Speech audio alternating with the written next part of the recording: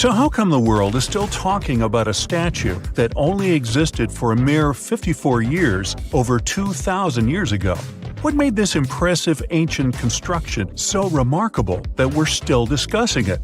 I'm talking about the Colossus of Rhodes, of course. It's considered to be one of the 7 wonders of the ancient world, along with the Great Pyramid of Giza or the Gardens of Babylon.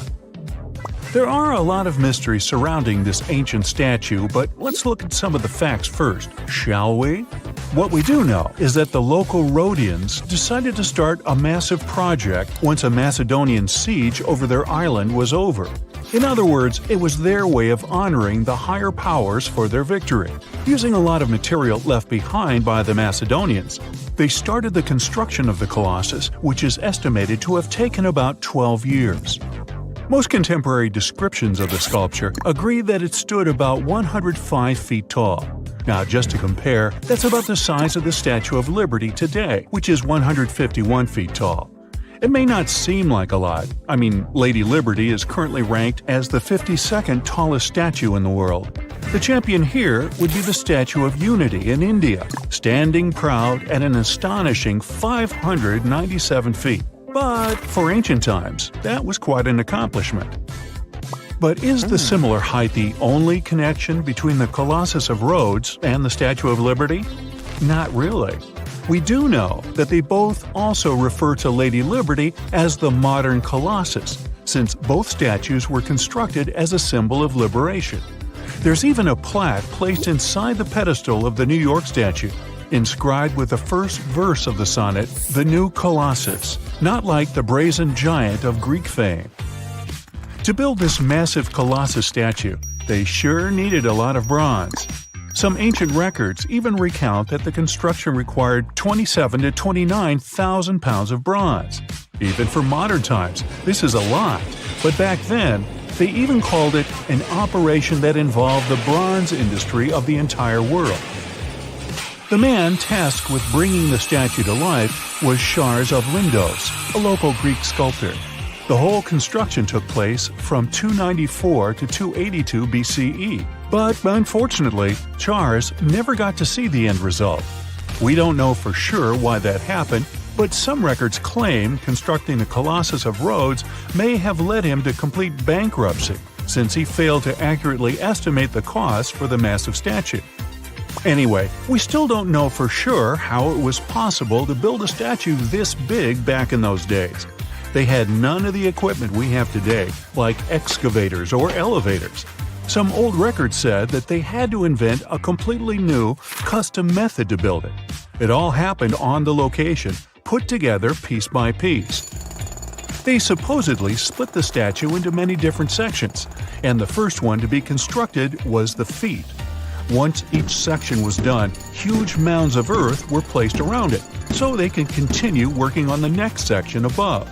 However, these records were made more than 100 years after the Colossus was finished, so there's little we can say about the accuracy of this information. In all those 12 years, the local Greeks worked around the clock to build the Colossus of Rhodes. They started with a white marble base that they placed at the statue's feet. They then continued with some sort of an iron skeleton, to which they attached the bronze plates. Why did they choose bronze, though? Well, that was more for practical reasons, since bronze is stronger than iron and it can also sustain extreme weather conditions. More so, if you think about it, the statue was located pretty close to the sea, so the air surrounding it would have been pretty salty. That's why they needed to make it out of quite sturdy material. And what about the location? Well, that's something that has been up for debate for a long time. Researchers initially believed that the statue stood with each leg on either side of the Mandrake Harbor, one of many in the city of Rhodes, basically straddling its entrance. As imposing as that may sound, it was likely not the case. First of all, that would have meant the harbor would have to have been closed for the whole duration of the construction, which doesn't seem to match all the other records. More so, after the statue had fallen, it would have probably blocked the entirety of the harbor, which again doesn't seem to be mentioned anywhere. Most recent depictions say that it most likely stood either on the eastern side of the Mandrake Harbor or maybe even further inland. So, what happened to this impressive structure? Is there really nothing left of it to this day? And why did it survive for only 54 years, since it took so long to build and it was so important for locals? Well, as admired and valued as it was to the Greeks, an earthquake took the Colossus of Rhodes away from them. The story goes that because of the movement of the earth beneath it, the statue snapped at its knees and was completely laid on the ground. Nonetheless, the statue still continued to be admired for centuries. The Rhodians refused to rebuild it as they considered it a sign and did not dare intervene with destiny. By the middle of the 7th century, they had taken away what was left of the statue completely. Legend says it took about 900 camels to carry all the bronze away from the location. And what about the looks of the statue? This is also one aspect that is still shrouded in mystery. Even though it was a symbol of the locals' pride in maintaining their independence, they did not use the depiction of the statue for any of the coins they made, even though that was kind of customary. Other art historians do think, however, that the Colossus was similar to other depictions of the same mythological creature, a male figure that had rays of light rising from its head. The position of its hands is also still up for debate. Some say it might have even been holding a torch. We don't know if his hands were pointed straight down or whether the right arm was raised, like in similar representations in Greek mythology. The original might not be here for us to admire anymore, but there are some plans out there to rebuild it. A group of European architects intends to build a 21st century version of the ancient statue. This new construction is planned to stretch 500 feet tall. It should serve as a cultural center combined with a lighthouse. To make sure it won't have the same destiny as its ancient ancestor, these designers intend to use a lot of technology available today. Firstly, they plan to cover the whole exterior of the modern Colossus with solar panels so that the enormous building has enough electricity. They also intend to use modern resources to make sure earthquakes and wind forces won't affect the massive structure yet again. To do that, they plan to build the statue as a tripod structure, made from its 2 legs and a third pillar of support, constructed from the sash draped over the statue's arm and touching the ground. They also plan to place heavy steel support around the base for counterbalance. They even thought of a suspension system that would permit the statue to rock back and forth, making it a bit more flexible and able to resist all the various weather conditions. The manufacturer's suggested retail price on this project is quite high though, estimated at around $283 million. Supporters of the modern Colossus are optimistic as they are certain they can raise that impressive amount of cash through crowdfunding and private investments. Hundreds of thousands of tourists try to push it back up for cool photos. But can anyone really save the Leaning Tower of Pisa from falling over? The tower is one of the most famous examples of medieval architecture and a part of a complex called Pisa's Field of Miracles. In the 12th century, when the construction began, it was pretty unusual for a bell tower to stand away from a cathedral. But that is, of course, not the most unique feature of the tower. No one actually planned for it to be leaning on one side, but things happen, you know. It started tilting southward shortly after the beginning of construction because of the soft ground under its foundations. That soil couldn't handle the weight of the heavy white marble and started to go down. The builders decided to get creative and add each next floor at an angle to fix the tilt, but it didn't help. Once 3 of the 8 floors were finished, the tilt was so obviously getting worse that they had to halt the process to solve the problem.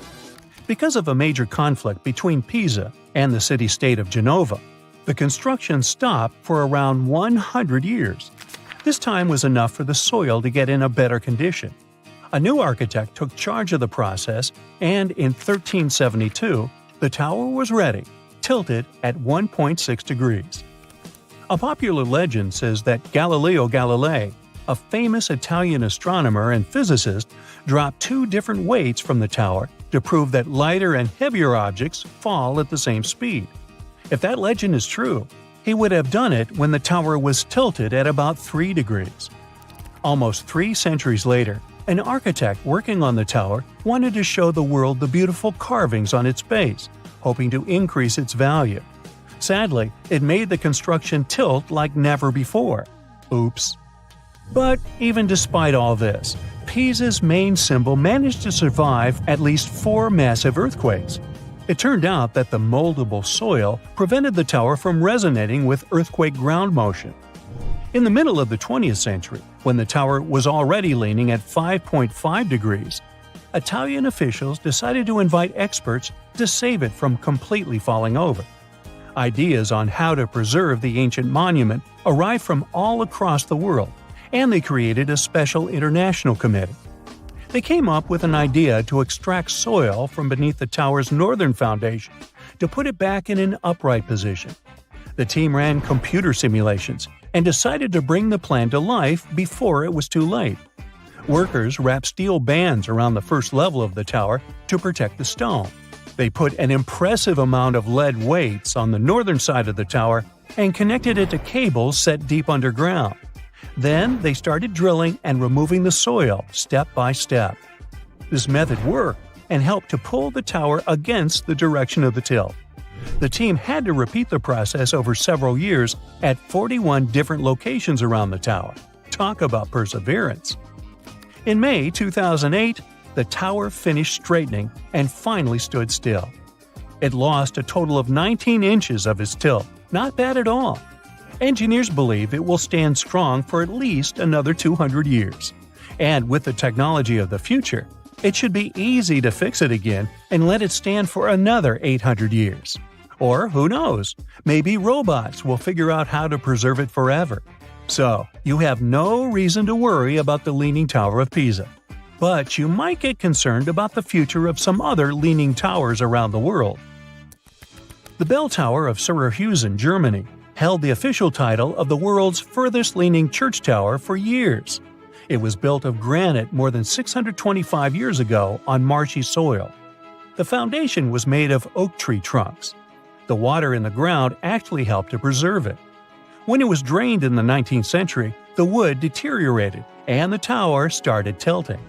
They had to close it to reinforce the tower, and it has been functioning as a church since it became safe again. In the summer of 2022, another German tower beat the record of the bell tower of Syracuse. A special commission measured the tilt of the Leaning Tower of Gau-Weinheim, and it turned out to be 5.42 degrees. It's a medieval fortified tower, and its bell still rings 3 times a day. The most famous clock tower in the world, London's Big Ben, is also leaning on one side. By the way, Big Ben is actually the name of the bell inside the tower, which was renamed the Elizabeth Tower in 2012. Anyway, the tower is now leaning about 1/4 of a degree to the northwest. It sounds like nothing, but in the long term, it could become unstable. Experts don't know what's causing the tilt. There's a theory that says that the London clay on which Big Ben stands is drying out. The keeper of the great clock mentioned it could be between 4,000 and 10,000 years until the tilt becomes a serious problem. I can wait. The Belfry Tower of Bruges, another famous construction, is a real survivor. Lightning struck it at the end of the 15th century, burning the spire to ashes and ruining the bells. The new spire was also devoured by flames 2.5 centuries later. So what you see today is the result of several rebuildings. The tower now has 47 bells. They used to play an important role in the life of the city. The bells would ring to announce fire alarm, work hours, and major events. If the tilt of 34 inches isn't disturbing you, you can climb the tower to enjoy the views from the top. And if you think only constructions from the Middle Ages can tilt when no one asked them to, meet San Francisco's Millennium Tower. This skyscraper is the tallest residential building in the city. It offers luxurious apartments and tilts more than 2 feet north and west. It has no plans to stop leaning so far and keeps going at a speed of 3 inches a year because it's sinking into the ground. And if no one manages to solve the problem, it could reach a tilt of 40 inches. If it goes any further on the side, the elevators and plumbing might not function anymore. All this is most likely the result of a construction mistake. The proposed solution now is to install 18 steel pipes down to bedrock deep underneath the tower to halt and probably even reverse some of the tilting. Some buildings are made tilted on purpose. The Capitol Gate Tower is one of the architectural gems of Abu Dhabi, UAE. This beauty has an incline of 18 degrees, which helped it win the title of the farthest leading building made by humans. The tower has 35 floors and symbolizes the blending of sea and desert. The main construction is supposed to look like a spiral of sand, and the curved canopy is a splash of water. Because of this unique shape of the tower, each floor and even each room inside has a one-of-a-kind shape and size. The tallest leaning tower, made tilted on purpose, is the Montreal Olympic Stadium Tower in Canada. It's half as tall as the Eiffel Tower and tilts at a whopping 45 degrees. It looks quite unsafe, but actually supports most of the weight of the roof of the main building, thanks to its design. The tower was supposed to be open for the 1976 Olympic Games, but building it took longer than planned. The top 3 floors of the tower host an observatory with panoramic views of up to 50 miles in every direction.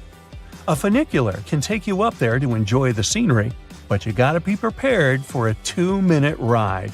Hey, don't worry, you can lean on me. The county of Kent, England, has a cultural treasure called the Margate Shell Grotto. This subterranean passageway is lined with about 4.5 million seashells, composing an intricate mosaic. The gorgeous landmark was stumbled upon by accident in the 1800s, and it's still engulfed in mystery to this day. That's because no one knows who built it or why. Experts can't even figure out how it was built, since they'd need to collect samples from the walls and the removed parts would be irreplaceable. A brief analysis of the substance beneath these shells points to some sort of fish-based concoction. Some believe these walls were designed by some sort of evolved ancient civilization. Others describe the Margate Shell Grotto as belonging to either Egyptian, Roman, Indian, or Phoenician architecture. One other potential explanation is that the masterpiece was a personal project of an eccentric Victorian aristocrat. Now, the Roman Coliseum used to be nearly twice as large as it is today. However, it did not survive in its full form throughout the ages. Let's look at some of the history surrounding the Colosseum to piece the story together and how it managed to be scattered around town. The construction of this building began in 70 CE under Emperor Vespasian. Is that where Vespa comes from? Ever since it first opened, it was home to lots of activities and shows, featuring the mighty gladiators and a large array of exotic animals. And we'll leave it there. Its architectural glory started to dim down in 217, when a fire struck the upper parapets and much of the building's interiors. It took a whole century to finish the repairs for the damages, but the first form of the Colosseum would be gone forever. The downfall continued with an earthquake that affected southern Italy in 443. At this point, a big part of the Colosseum's outer ring was damaged. After the Siege of Rome, which happened in 472, locals met hardship, so a lot of them had to rely on selling pieces of limestone from the ancient Colosseum. Its most devastating blow came from another earthquake, which happened in 1349. This is when the south side of the building completely collapsed. That's when it started to look more like the building we see today in the Italian capital. However, the pieces of stone that were shaken off from the Colosseum were used to rebuild some other famous landmarks in Rome. So, if you just think about it, the missing part of the Colosseum isn't missing at all. It's just been repurposed, scattered around the city. Official efforts to preserve the Colosseum started around the 17th century and have been developing ever since, culminating with the massive Roman building being named one of the 7 wonders of the world in the 21st century. Now, the Colosseum may be the most famous, but it's certainly not the only ancient amphitheater worth mentioning. Continuing the list is the Amphitheater of El Jem, which dates to around 238. You'll find it in the small Tunisian town of El Jem. History connoisseurs may know El Jem as one of the best preserved Roman stone ruins in the world. It stands at about 100 feet tall and has the capacity to host around 35,000 people. No list of important ancient sites is complete without mentioning the glorious city of Pompeii in Italy. A massive eruption of the Vesuvius volcano covered the entire city in a considerable layer of volcanic ash. Luckily for us, though, what was left underneath that layer was very well preserved, and it's been studied ever since its discovery in the 1800s. Pompeii was originally inhabited by the Oscan tribe long ago, but it was then transformed into a colony during the ages of the Roman Empire. It has some of the best preserved villas, baths, shops, and even residential buildings. Tourists can also walk across paved streets and see artworks like sculptures, mosaics, and wall paintings. Now, when visiting Peru, most people head over to Machu Picchu. But let me tell you a little secret. Machu Picchu is not that ancient, as it's estimated to have been built in the 15th century CE. If you're looking for something a bit older, the ruins of Caro, also situated in Peru, might be a better choice, as it's one of Southern America's oldest urban areas. No sign of brutality was ever found here in this area, so archaeologists suggested that this place was home to a peaceful society. It's believed they used commerce to make ends meet, and they also enjoyed music. That's because one of the most significant discoveries made here at this site was the impressive collection of musical instruments, which featured 37 cornetos made of animal bones, like deer and llama. Another 33 flutes were found here, which were estimated to date as far back as 2170 BCE. The ruins of the ancient city of Pella in Jordan date back to over 6,000 years ago. They are also a notable example of advanced societies that have been long gone, as it features ancient theaters, Roman baths, and a fountain house. What makes this location even more important is the fact that archaeologists believed it has been populated ever since the Stone Age. The ancient theater of Fourvière is a secluded gem hidden in the French city of Lyon. Archaeological data estimates it was built over 2,000 years ago, and it offers a gorgeous view of the city. Able to seat about 10,000 people, this ancient theater is home to the famous Nuit des Fourvières, a music festival. Now, back in Greek and Roman times, it was called Heliopolis, or the City of Sun. These days, Baalbek features a temple complex that's home to two of the biggest Roman temple ruins, the temples of Bacchus and that of Jupiter. Should you want to visit it, you'll need to head over to eastern Lebanon, where these temples are wonderfully preserved to this day. We do know they date back to about the 2nd or 3rd century. The Ellora Caves in India are said to date back as far as 600 CE, and they stretch across more than a mile. Located in the state of Maharashtra, here's where you can visit a rare array of 34 temples, which were intricately carved out of the mountainside. They're filled with delicate works of art like paintings and sculptures.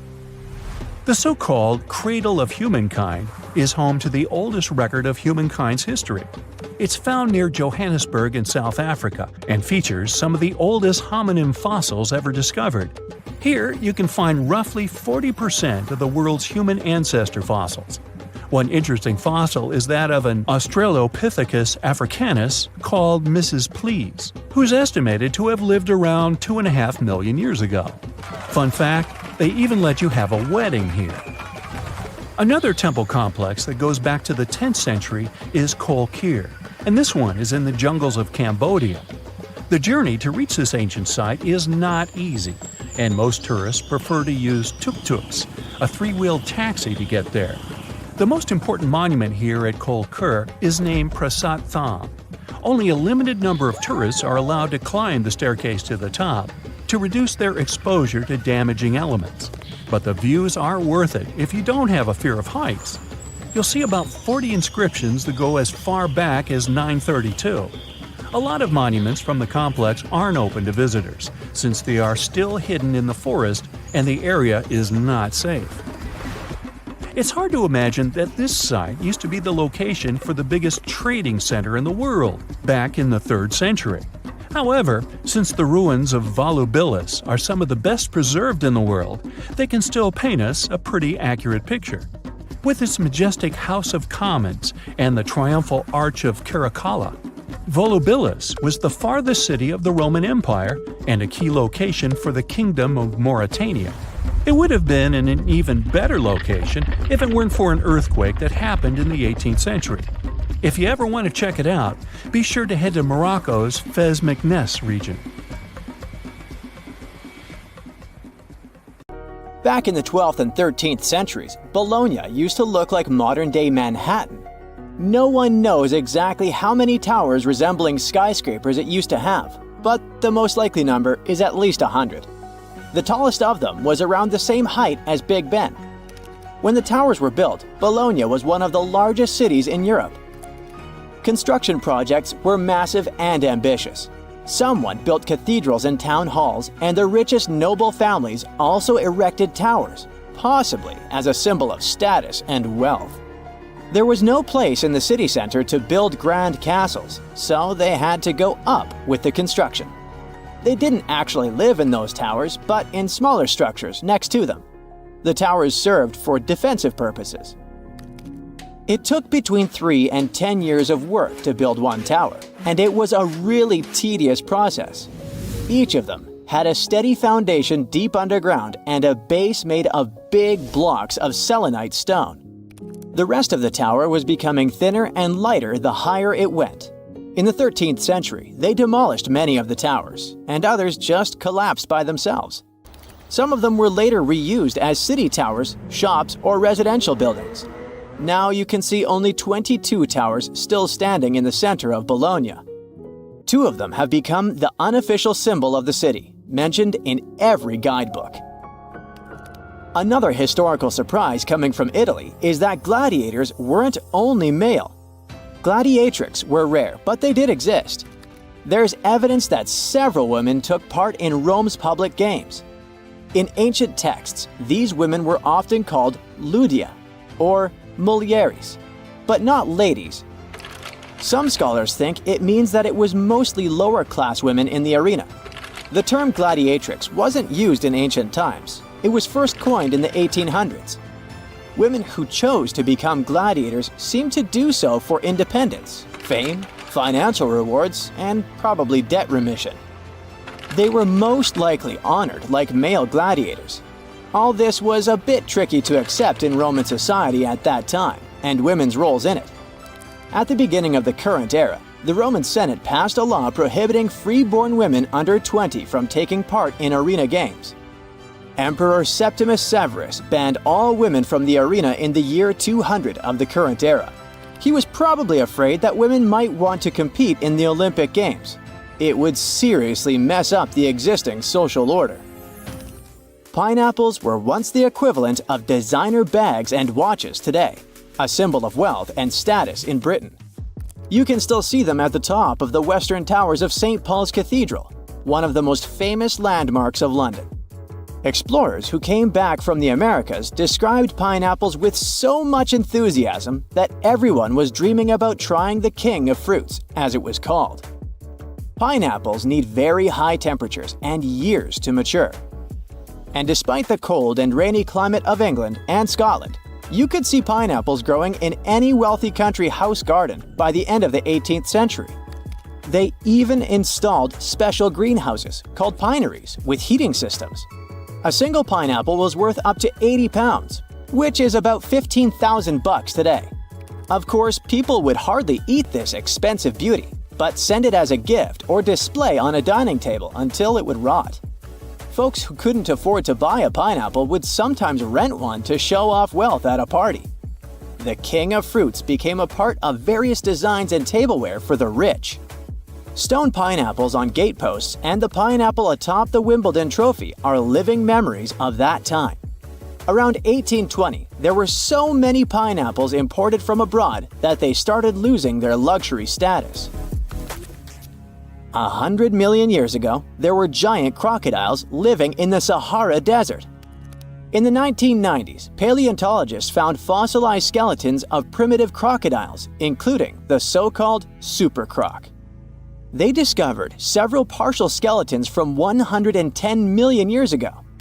This prehistoric giant with a head as large as an adult human was about 40 feet long. That's about 2 times as tall as a giraffe, The croc thrived both in water and on land as part of a diverse ecosystem of ancient North Africa. The expeditions to the Sahara found a whole lost world of ancient crocodiles, with some species that resembled modern animals. One of them was the dog croc. With its tall legs and keen sense of smell, it moved through the surroundings much like a dog. Another fascinating find was the duck croc, a 3-foot-long crocodile with duck-billed platypus-like features. It was adapted for life on land rather than water. And then there was also the rat croc, a small 2-foot-long crocodile. This species had front teeth, perfect for digging up insects. These prehistoric creatures were more agile, active, and probably more intelligent than today's crocs, who are passive hunters. If noise-canceling headphones had been invented in the 19th century, they would have come in really handy. On the 27th of August 1883, the island of Krakatoa in Indonesia experienced a catastrophic eruption. It produced what is believed to be the loudest sound ever recorded. As Krakatoa collapsed, it triggered tsunamis with waves reaching 151 feet that traveled as far as South Africa. Krakatoa was an uninhabited volcanic island that hadn't erupted for 2 centuries before this terrible day. The eruption took the lives of over 30,000 people and caused extreme fluctuations in air pressure, perceived as sound. A barometer at a gasworks 100 miles from Krakatoa recorded 172 decibels. An average human can withstand up to 130 decibels of sound without getting in serious trouble. This intense pressure ruptured the eardrums of sailors on the British ship Norham Castle, which was 40 miles away from Krakatoa. The sound wave from it circled the globe, and people could still hear it even 3,000 miles away where it resembled cannon fire. The late 1800s were a golden era for grand mustaches. But there was one problem. You couldn't enjoy a cup of tea with this kind of facial hairstyle. The heat from the tea would melt mustache wax and make the ends droop. Fine gentlemen had to struggle because of it until the invention of the mustache cup. Harvey Adams, a British potter, likely invented the mustache cup in the 1870s. He patented a butterfly-shaped ledge inside the cup with a hole to sip through. Thanks to it, the mustache didn't get wet. These cups quickly became a hit, first in the UK and then across Europe. In the United States, they were sold at stores like Sears and Marshall Field's, now part of Macy's. Mustache cups came in various shapes and sizes. Some, like farmers' cups, could hold up to a pint of tea. Others were smaller porcelain pieces shaped like conch shells or decorated with the owner's name. They often came with matching saucers. Lord Byron, one of the greatest British poets, kept numerous dogs and cats and a whole bunch of exotic animals. There was a monkey, a crocodile, a fox, peacocks, a bear, and several badgers. When Byron attended Trinity College, Cambridge, college rules prohibited keeping dogs on the grounds. He got really angry and decided to go around the rules. Byron brought a tame bear as his pet. The college authorities argued with him, but since the statutes did not specifically mention bears, they had no legal grounds to remove either the bear or its owner. Byron walked the bear on a chain, talked to it, and even considered applying for the bear to become a student at the college. We still don't know how and where Byron got the bear, but when he left Cambridge, he took the bear with him to his estate in London. In 1886, a competition was announced in Paris. The winner would get the right to design and build the centerpiece for the World's Fair of 1889. The company of Gustave Eiffel proposed a project that won among 107 others. The first project of the architects from Eiffel's company was a tower with stonework pedestals, monumental arches between the columns, halls with glass walls on each level, the top shaped like a bulb, and plenty of ornaments. That project was too complicated, so they changed it, only leaving the arches at the bottom. It took a record 5 months to finish the foundation and another 21 to put together the 18,000 metal pieces on top. You can still see it and count them all when you visit Paris. The Eiffel Tower looks revolutionary where it stands even today. But back in the late 19th century, it was a real sensation, for which a lot of people criticized it. Famous writers called it a tragic street lamp, a half-built factory pipe, and a giant skeleton. Now, they weren't too wrong. The tower really has something in common with a human skeleton. It was inspired by a thigh bone. When they were just beginning to work on the project, Eiffel's team faced a serious problem. They had to make the tower strong enough to withstand the elements, but at the same time, it had to be about as light as air. If they had made one mistake, the tallest construction in the world at that time would have collapsed under its own weight, gravity, or a strong wind. And they had to work with iron, which was a revolutionary new building material back then. Around the same time, anatomist Hermann von Meyer was researching the thigh bone, or femur. It's the longest and strongest bone in the human body. Bones are strong and solid on the outside and spongy on the inside, the same as bamboo. It grows so tall because it's a hollow tube made of smaller tubes that are made of even smaller ones. The bone, just like bamboo, takes the load it carries because of the structures inside it. They're bone fibers arranged in a crisscross pattern. A Swiss engineer, Karl Kuhlmann, developed that concept and created a crane where patterns like in the thigh bone were used exactly where support was needed most. Gustav Eiffel used that idea and decided to build his tower using crisscross patterns of studs and braces to support the construction. He did some major math and designed it so that high winds going directly to the strongest part, the four legs, and the flares going outwards at the base of the tower looked like the femur upside down. The plan worked out piece by piece, and the construction was finished on March 31, 1889. A lot has changed since then in science and architecture, but nature still inspired cool new inventions and technologies. This is called biomimicry. For instance, the first high-speed rail in the world, the Shinkansen running since 1964, was also inspired by nature. When the train was getting out of the tunnel at the speed of 185 miles per hour, it produced a sonic boom. That noise woke up people in nearby cities and scared wild animals. A group of engineers was working to solve this issue. One of them, who was also a bird watcher, suggested making the train more like a kingfisher. That bird has a long pointed beak that helps it dive in the water with almost no splashes when it's hunting.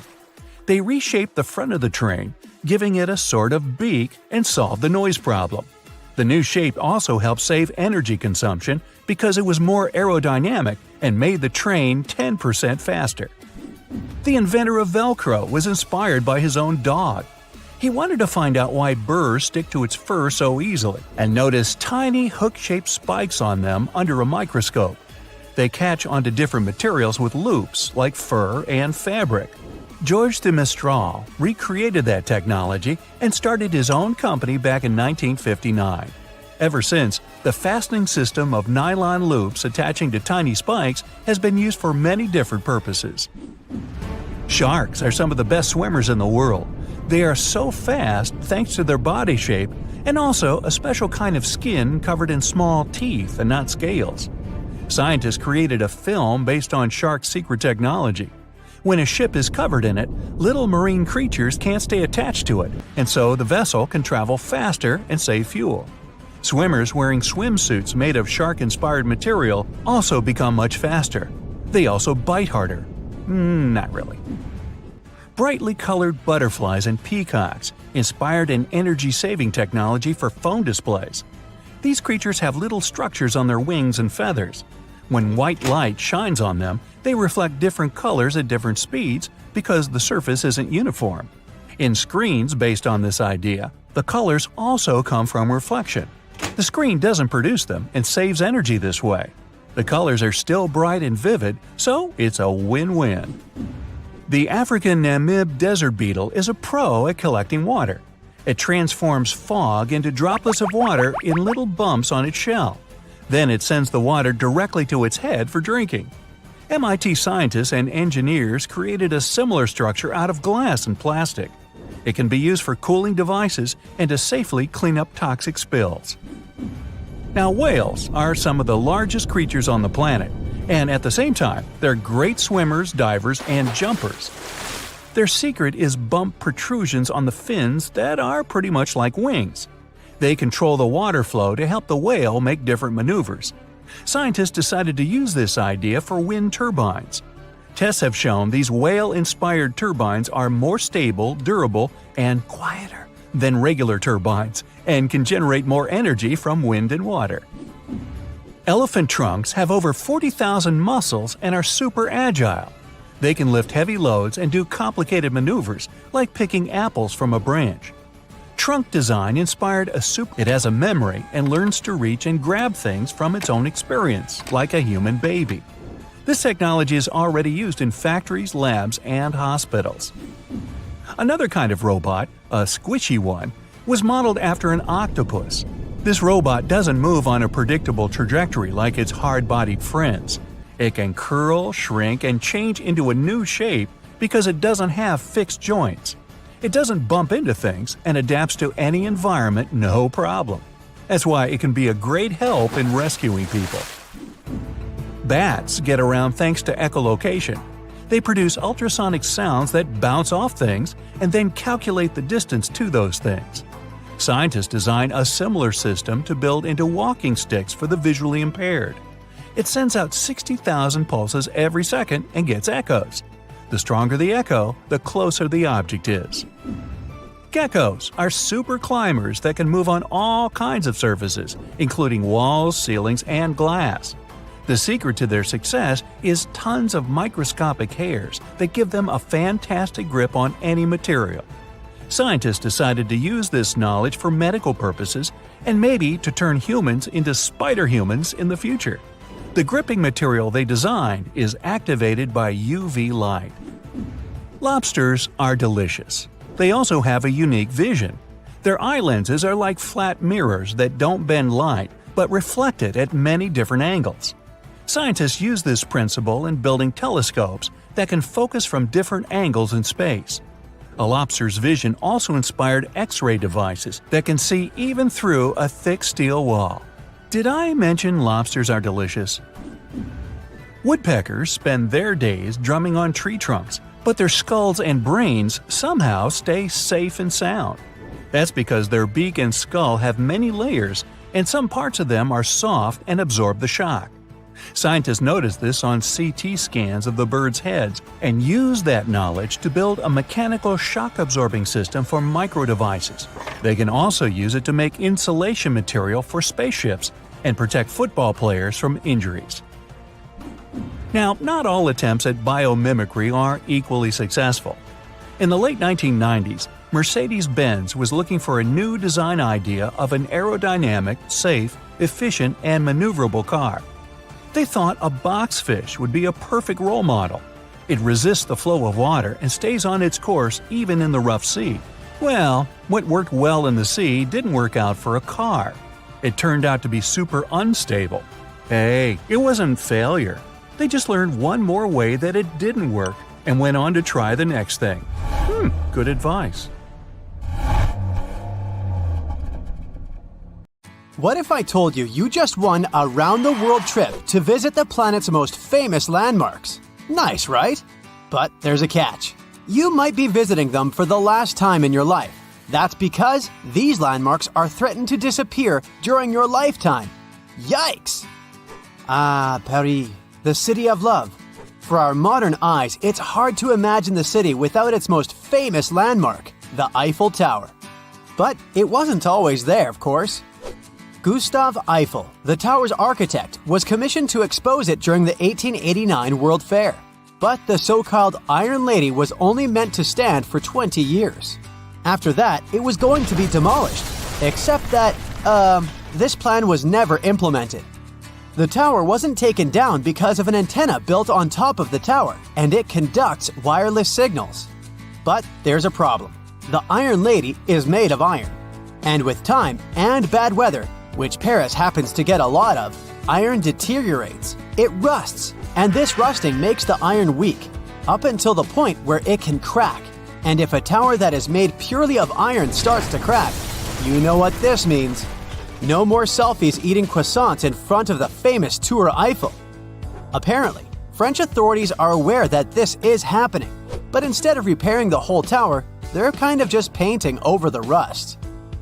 Your next stop is in beautiful Rome.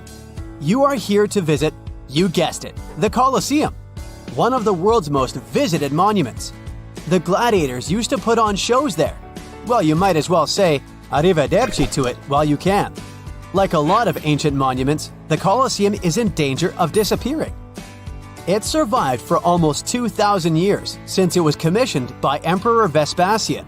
But due to yearly exposure to harsh weather, the monument is getting weaker. The problem here is mainly snow.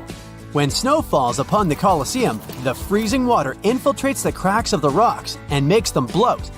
You know, like when you put a soda can into the freezer and the bottom pops out? I know, snow is a kind of infrequent visitor in Rome, but even rare below-zero temperatures can damage the Colosseum seriously. And since we can't control the weather, who knows how long we'll get to see this beauty around? After hopping on a red-eye to India, you arrive at the unique Taj Mahal. It's even more mesmerizing in person than it is in pictures. The Taj is one of the 7 wonders of the modern world. But why is it at risk of disappearing, you might ask? The monument was finished way back in 1643. It was made with pristine white marble as a gift from Emperor Shah Jahan to his beloved wife. But if our white shirts get dirty just by stepping outside the house, imagine an open-air monument that has existed for over 4 centuries. The Taj Mahal is located in the city of Agra, right beside the Yamuna River. Over the years, the region has become very polluted, and all of this pollution is helping to destroy the Taj. India's Supreme Court has been on the case for many years now, and they say the monument is turning greenish and brown. So, high authorities decided that either the local government restores the Taj Mahal completely, or they'll shut it down, or worse, destroy it. For the good of humanity, I hope they decide to restore it already. Otherwise, we'll be down to only 6 wonders. Finally, you've made it to South America. More specifically, you're now in the mountainous country of Peru. If you're not used to such high altitudes, you might get a little dizzy. But it's worth it to see the mesmerizing Incan ruins of Machu Picchu. The city is located at over 7,000 feet above sea level, and no one knows how the Incas built such a sophisticated village. That's why the site attracts around 440,000 visitors every single year. But since regulation is not so strict, the site is also slowly deteriorating. Machu Picchu may be the victim of something known as over-tourism. I mean, if you look at any footage from the site on a normal day, it's pretty packed up. And even if it's a stone-made town and stones are pretty resistant, they do suffer from erosion. Man-made or weather-made. Oh boy, I really don't like the sound of that. There's another stone monument that you need to check off your list. Can you guess which one it is? Yup, Stonehenge. Located in the peaceful hills of Wiltshire, England, Stonehenge has been around for over 5,000 years. Well, nobody knows exactly when it was built, but bear with me. If the only cause for disappearance would be erosion, then it would make the monument millions of years before it disappeared. But that's not the case. Since 1995, there have been multiple proposals from British authorities to build an underground tunnel that connects southeast and southwest England. The thing is, the tunnel passes underneath Stonehenge, and it might rock the site's foundation. Get it? Rock? Anyway, since the project was suggested, local supporters of the monument have found a Save Stonehenge alliance to keep the monument safe. They strongly believe that any enterprise, such as this tunnel, will severely harm the site. Egypt. This time, to arrive at your destination, you travel in style. And by that, I mean camels. Just for the photo op, of course. But why are you here? You came to check out the Great Sphinx. You know, the one with the broken nose? The Sphinx was also built way back in the day. Try over 4,000 years ago. And back then, they used what they had at their disposal, limestone. Now, some researchers think that hazardous weather may be damaging the Sphinx's limestones. You see, they're very porous types of rock, so water easily infiltrates inside of them, making erosion stronger and faster. But water is also coming from down below. Unlike the pyramids of Giza, the Great Sphinx was carved directly from the bedrock. And right underneath the monument, there's a riverbed, which also infiltrates into the Sphinx, making it weaker. Fingers crossed that Egypt doesn't get a lot of rainfall in the next few centuries. I hope you brought your swimsuit because it's time to dive deep into the Dead Sea. Except that you probably won't get too deep. You know, since there's so much salt in the water that you basically only float. Fun fact, this sea is 10 times saltier than the ocean. It may be a little ironic that the Dead Sea is at risk of actually perishing, but it's true. The lake level is dropping 4 feet every year. It has to do with one of the sea's main tributaries. A tributary is a river that flows into a much larger body of water. The thing is, the region is not so rich in natural water, so some of the local authorities ended up diverting small tributaries for basic human uses. But since every action has a reaction, the Dead Sea is now facing some difficulties. Back in the USA, it's time to visit the city that never sleeps. And if you've understood this trip by now, you already know the landmark we're visiting. It's Lady Liberty. It may come as a surprise to some, but the famous Statue of Liberty was originally copper. It's turned green due to oxidation. I mean, maybe I would also turn green if I was constantly exposed to New York's harsh weather. Some researchers say that air pollution can also speed up oxidation processes, threatening the long life of Lady Liberty. Of course, New York City does its share of maintenance. Hopefully it'll be enough for us to keep seeing the statue during our lifetime. Hey, it's time to head back home. I sure enjoyed this trip. Hope you did too. Let's hope we can still visit these places. This isn't a scene from a movie. A double-decker bus once jumped the gap while London's Tower Bridge was up. Let's go back to the day it happened, the 30th of December, 1952. It was a normal day for the number 78 bus driver, Albert Gunter. He was driving the bus over Tower Bridge toward Shoreditch. Then he noticed that the bridge was opening, and his bus was escalating with the bascule. What do I mean by bascule? The 2 levered sections of the bridge are named this way. They rise up to an angle of 83 degrees, and each of them weighs over 1,100 tons. The bus was going at just 12 miles per hour when the bascule started to rise. The timing was right, and the other side of the bascule wasn't raised too much. That's how Gunter managed to jump the bus from 3 to 4 feet high above. 13 people were injured, but all passengers stayed alive. How come the bridge was lifted? Back then, a watchman rang a warning bell and closed the gates before the bridge had to be opened. Yet, on that particular day, they somehow forgot to do so. That's why the bus moved further onto the bridge, thinking it was okay. Why were they lifting the sections in the first place? Because there was a ship that needed to pass under. The bus driver, Albert Gunter, said that the traffic light was also green as he drove across the bridge. He said he'd had 2 options, either to stop the bus and hope someone would notice the bus, or to jump the gap. If he stopped the bus, he could slip back, perhaps fall into the river. Big congrats to this hero without a cape for making the right decision in a split second. Not just a double-decker, but a plane also has a memory of passing through the Tower Bridge. In 1912, a plane had to fly between the bascules and the walkway.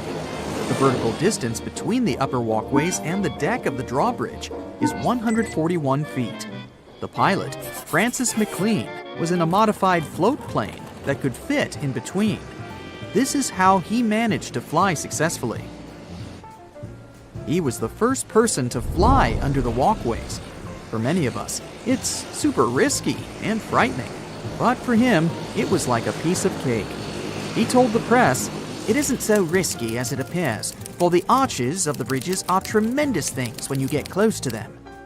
This fellow was a civil engineer, astronomer, pioneering photographer, and aviator. Yeah, sounds like he was the perfect combo for this kind of action. Why did he decide to do this?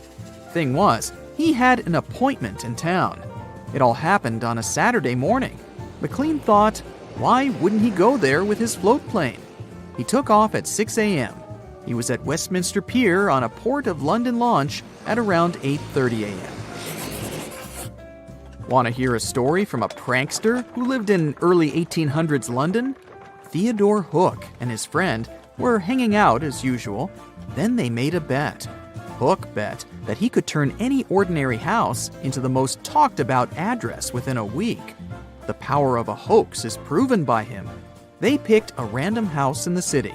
An ordinary woman named Mrs. Tottingham was living there. Hook wrote numerous letters to many people, from lawyers to cake makers. After a week, guests such as the governor of the Bank of England and the Lord Mayor of London showed up at the door because they had invitations. Not just people, but also the delivery Hook secretly ordered came along too. The heart of London soon turned to a standstill. Picture this. You woke at 5 a.m. after hearing the doorbell. You see a stranger at the doorstep. He says that he's here to sweep the chimneys. You didn't call anyone for this kind of service, so you sent the man back. A few moments later, someone else knocks on the door. Another sweeper tells you that he has been summoned. Poor Mrs. Tottingham. Her maid had to send 20 more men back. Unfortunately, the prank didn't end there. Things like large coal deliveries and wedding cakes were also addressed to her house. As these deliveries and workers accumulated at the door, other people, such as doctors and priests, approached the house, saying that they were called to minister to someone in the house. Hook and his friend rented a small room nearby to watch where their bet ended up. People did show up and made Hook win the bet. Rick Buckley is another person who likes practical jokes, but he is also an artist.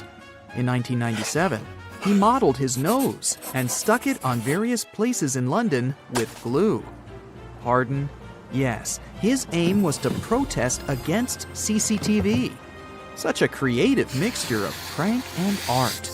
Initially, he glued the noses around 35 landmarks across London. Amongst all, the 7 noses of Soho are famous.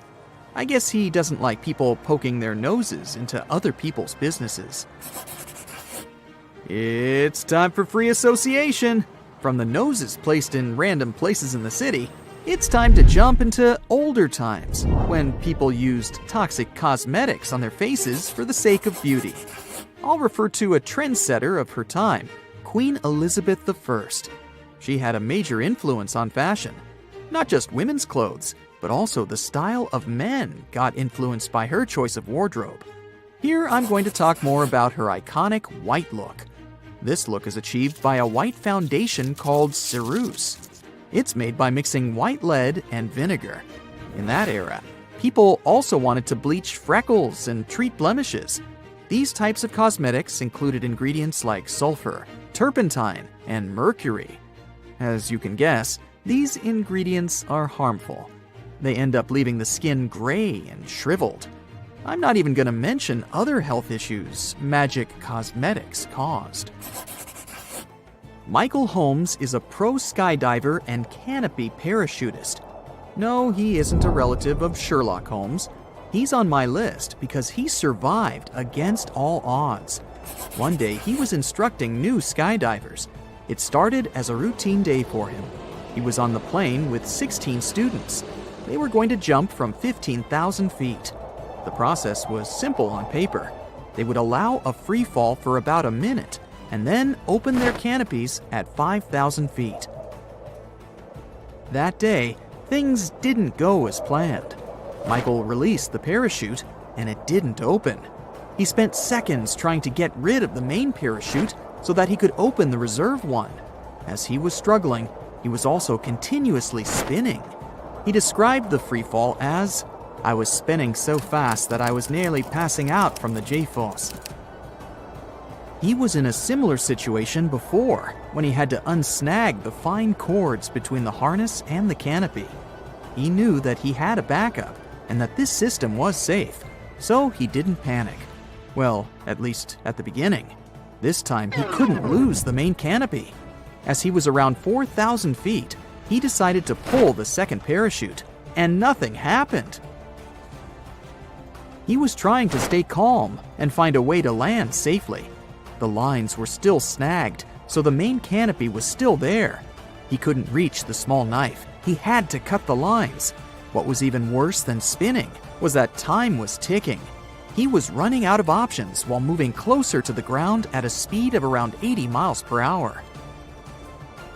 He had a head camera recording the incident the whole time. After he tried all the options and nothing worked, he waved goodbye to the lens. Luckily, his story didn't end like this. Remember what I said at the beginning? This fellow miraculously survived. He landed on a blackberry bush around 2 miles above Lake Taupo in New Zealand. He didn't have a severe injury. That means a person can fall from the sky and survive if the conditions are right. What would you do if you were in that situation? Okay now, gather around my digital campfire and listen to the thrilling story of one man's determination to survive, despite all odds. Ready? Okay, let me take you back to 1941. It all started when George Hopkins, a professional parachutist, was dared by a friend to parachute and land on an isolated steep hill.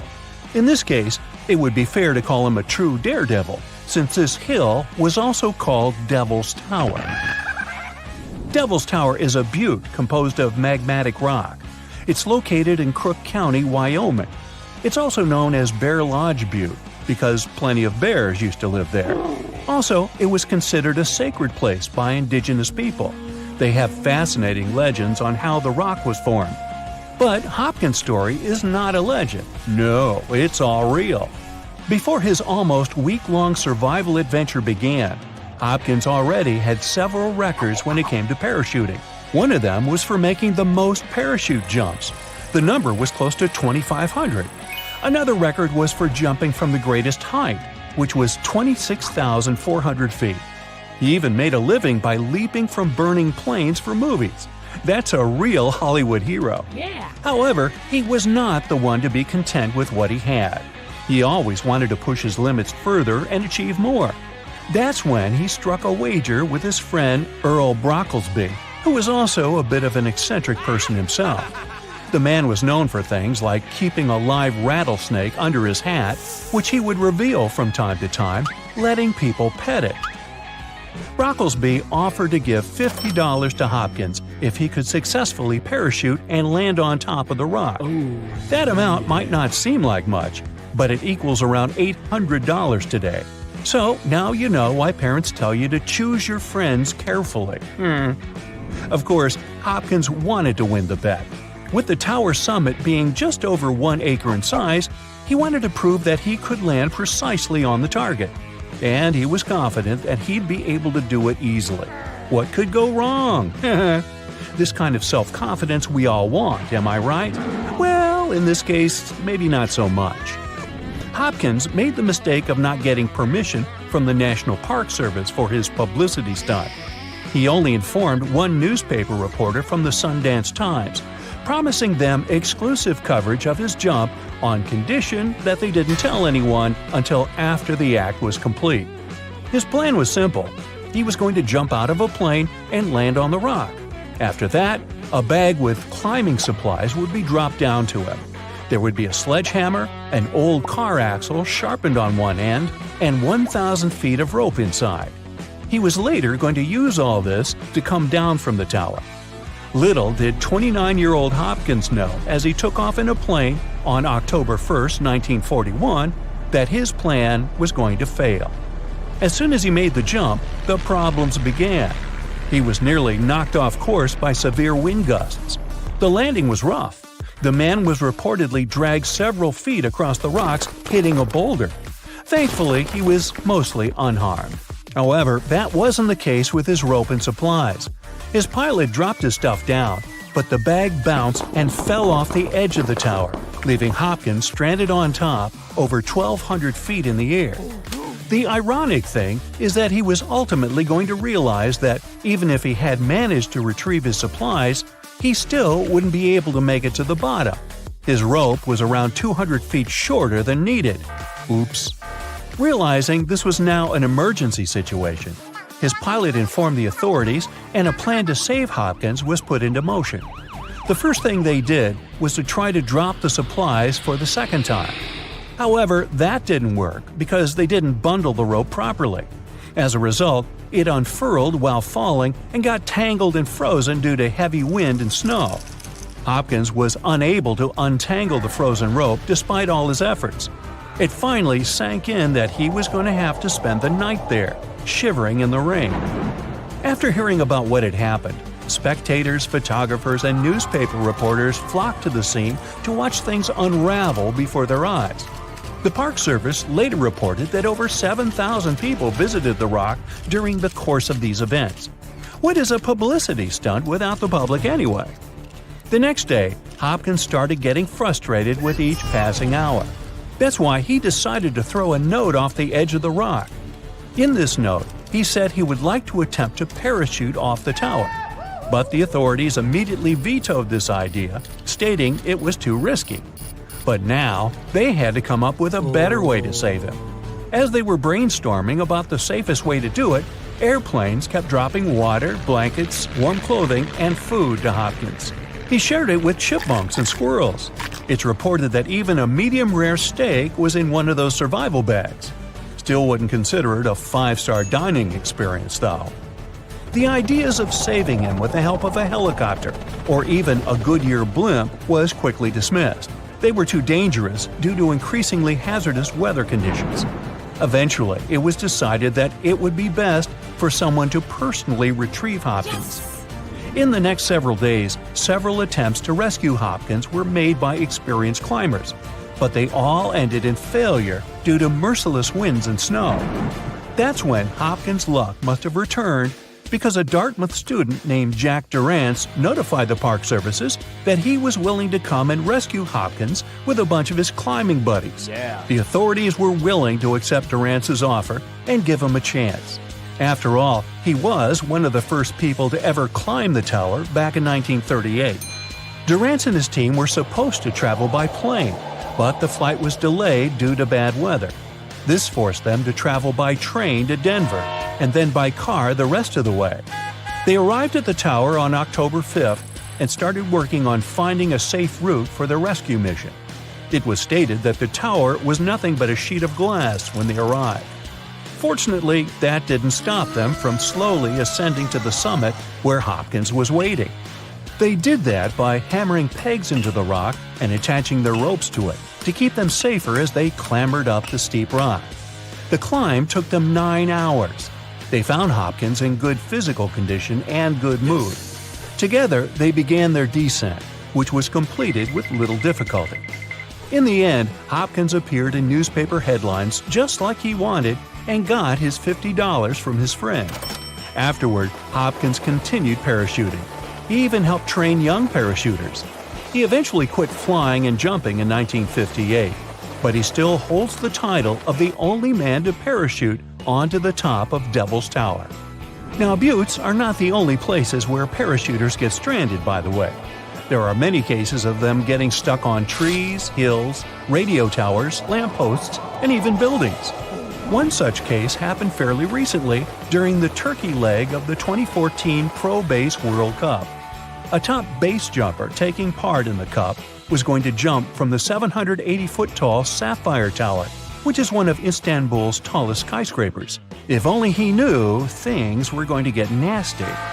Seconds after he started his jump, his parachute snared itself on the side of the building, and the man was left there, hanging high and dry. Where is Spider-Man when you need him, right? After dangling in midair for almost an hour, he was eventually rescued by firefighters who used a wire rope suspended cage platform used for glass cleaning to save him. Well, I'll bet he'll think twice before singing "I Believe I Can Fly Now." Or not. Hey, if you think Stonehenge is one of the oldest stone monuments ever, well, let me introduce you to Gockley Tapa. Buckle up, we gotta travel to Turkey to meet this really old guy. Yeah, he's too old to travel. Jokes aside, Gockley Tapa, an archaeological site located in southeastern Turkey that dates back to the Neolithic period around 10,000 BCE. It's considered to be one of the oldest and most significant archaeological discoveries in recent times. The site consists of a series of circular and rectangular structures made of stone pillars. Yeah, it does look like its younger brother Stonehenge. Some of those pillars are decorated with intricate carvings of animals and other symbols. Now, you may be wondering, hey, why on earth did they make such a fascinating building? What was its purpose? Sorry, I got no answer for that. The purpose of the site is still unknown, but it is believed to have been a ceremonial center for the ancient people who lived in the area. The discovery of Gockley Tapa has challenged long-held beliefs about the development of human civilization, as it suggests that complex societies may have emerged much earlier than previously thought. Okay, pack your stuff, our travels just started. Next destination, Masada. It's an ancient fortress located in Israel on a plateau overlooking the Dead Sea. Hey, look at that view, spectacular, huh? It was built by King Herod the Great in the 1st century BCE, and it was very smartly built. Within the fortress, there were various facilities such as storehouses, barracks, a palace, and a set of cisterns capable of holding approximately 40,000 cubic meters of rainwater. People living there believed that the collected runoff from a single day's rainfall could provide sustenance for over 1,000 individuals for a period of 2 to 3 years. Access to the fortress was limited to 3 steep and winding paths leading up to fortified gates. Still, at one point, the fortress was occupied by people who had fled Jerusalem after the city was captured by the Romans. They held out against the invaders for several months, but eventually they were defeated. But these guys didn't surrender. The story of Masada has become a symbol of resistance and bravery. Today, Masada is a popular tourist attraction and a UNESCO World Heritage Site. The next flight is going to be short. We're popping over to Egypt to see the Karnak temple complex. It's a vast ancient Egyptian temple complex located in the city of Luxor, Egypt. It was built over a period of 2,000 years and covers an area of more than 200 acres. The complex is dedicated to the worship of the deity Amun-Ra. Wait a minute, that should be Amun-Ra, and it was one of the most important religious centers in ancient Egypt. The Karnak Temple consists of several temples, chapels, and other buildings, including the Great Temple of Amun, the Temple of Khonsu, and the Temple of Ptah. Ptah! The Great Temple of Amun is the largest and most impressive temple in the complex, with massive columns, statues, and other decorations. One of the most famous features of the Karnak Temple complex is the Avenue of Sphinxes, which is a long avenue lined with Sphinx statues that leads from the entrance of the complex to the Great Temple of Amun. Another notable feature is the Hypostyle Hall, which is a massive hall with 134 columns that are over 70 feet high. The Karnak Temple complex is a popular tourist attraction and a UNESCO World Heritage Site. It's considered one of the most important archaeological sites in Egypt and provides a fascinating glimpse into the religion and culture of ancient Egypt. Hey, we can't hop on the next flight and leave Egypt until we see the Pyramid of Djoser. It has another name, by the way. It's also known as the Step Pyramid. This ancient Egyptian site is located in Saqqara. It was built during the 27th century BCE for the pharaoh Djoser by his architect Imhotep, who is considered one of the most important figures in Egyptian history. People believe this pyramid is the first monumental structure built entirely of stone and is an important example of early Egyptian architecture. The pyramid originally stood at 203 feet tall and was surrounded by a complex of buildings and courtyards. It was constructed in 6 layers, each smaller than the one below it, giving it the distinctive step-like appearance. The pyramid was used as a burial place for Pharaoh Djoser and was surrounded by a vast necropolis that contained the tombs of many other important officials. The Grateful Dead? The Pyramid of Djoser has several renovations and additions over the centuries, including the addition of a limestone casing that covered the original step structure. However, much of the pyramid was destroyed over time, and today only the central core remains. Despite this, it remains an important archaeological site and a popular tourist attraction in Egypt. Alrighty, we're ready to move on. There's one more pretty recent discovery we gotta see today. The Tower of Jericho was only discovered during excavations in the 1950s and 60s.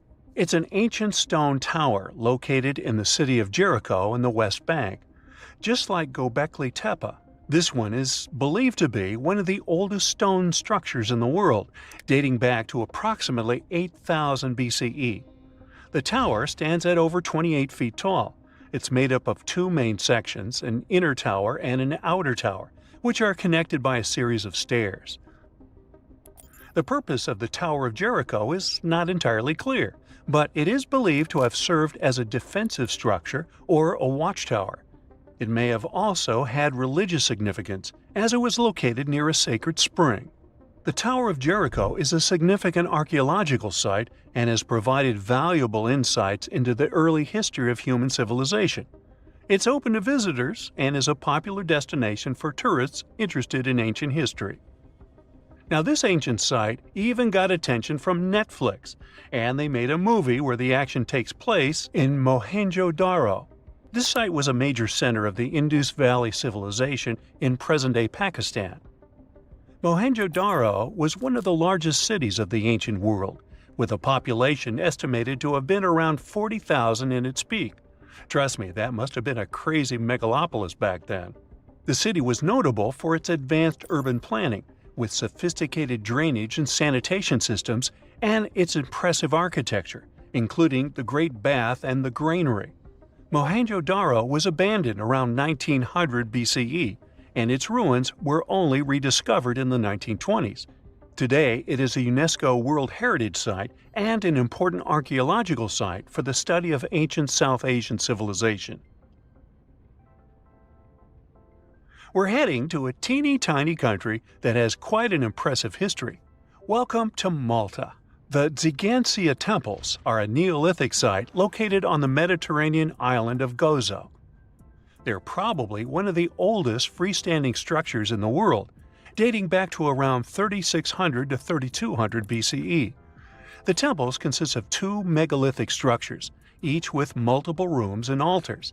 The name Ziggurats means giant tower in Maltese, as people believe that only giants could have built such massive structures.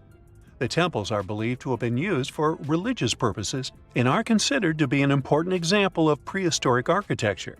They were added to the UNESCO World Heritage List in 1980. Well, you must be pretty tired, but there's one more place we gotta visit today.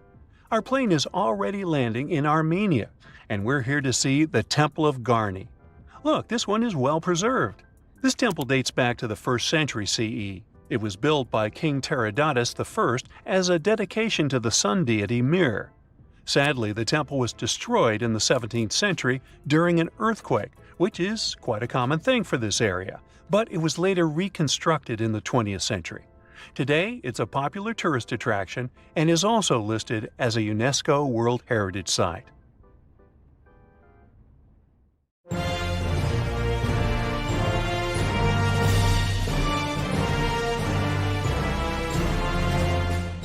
It's one of the most important national monuments of the United States, with over 500,000 visitors each year. The Washington Monument was constructed to commemorate George Washington, the first American president. But if you've ever looked at it closely, in person, or by Googling his pictures, you've surely noticed it has two different colors. Well, it's not a design choice, if that's what you're wondering. The Washington National Monument Society, the authority in charge of the construction, ran out of funding, and the project was put on hold in the 1850s. It took another 25 years for the authorities to resume the construction. They finished the upper two-thirds of the monument in 1884. Since they evidently used marble from a different location, given the time that had passed, it was difficult to envision how these materials would behave in the future. These two sections looked very much alike at first, but with time, mostly due to winds, rain, and erosion, they ended up having different hues. There's even a third portion of marble, which is noticeable only if you pay very close attention. The constructors initially went for a marble provider in Massachusetts, but quickly realized the colors didn't match. They had to switch to another supplier, but their mistake resulted in this third shade of marble. It's only noticeable up front, so people mostly think that the monument has two colors. The builders figured out the difference quite fast and found a type of marble that resembled the initial one. But the new material eventually turned to a different color too, mostly due to weather conditions.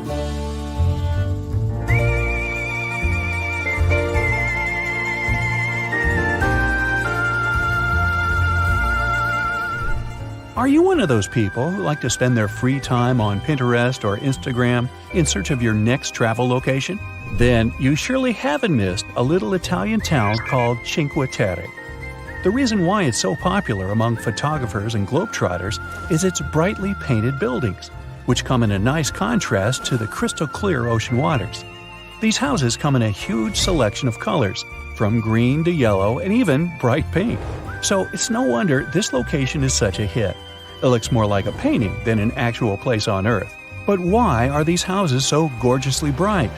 Local legends say that fishers used to paint their homes in various colors so that they could quickly spot them from the water as they came back home from the sea.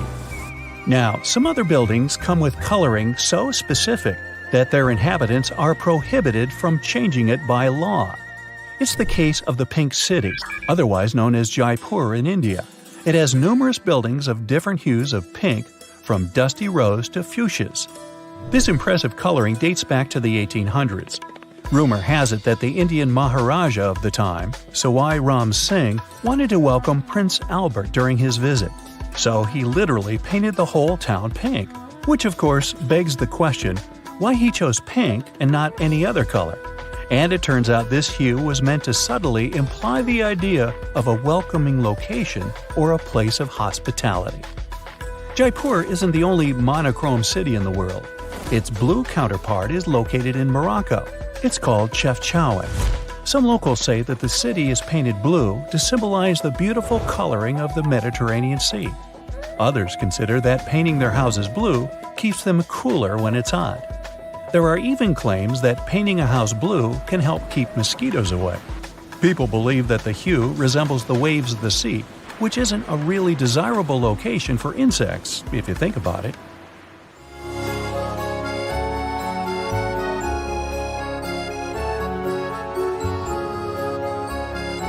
Now, this construction has become the undeniable symbol of the City of Love.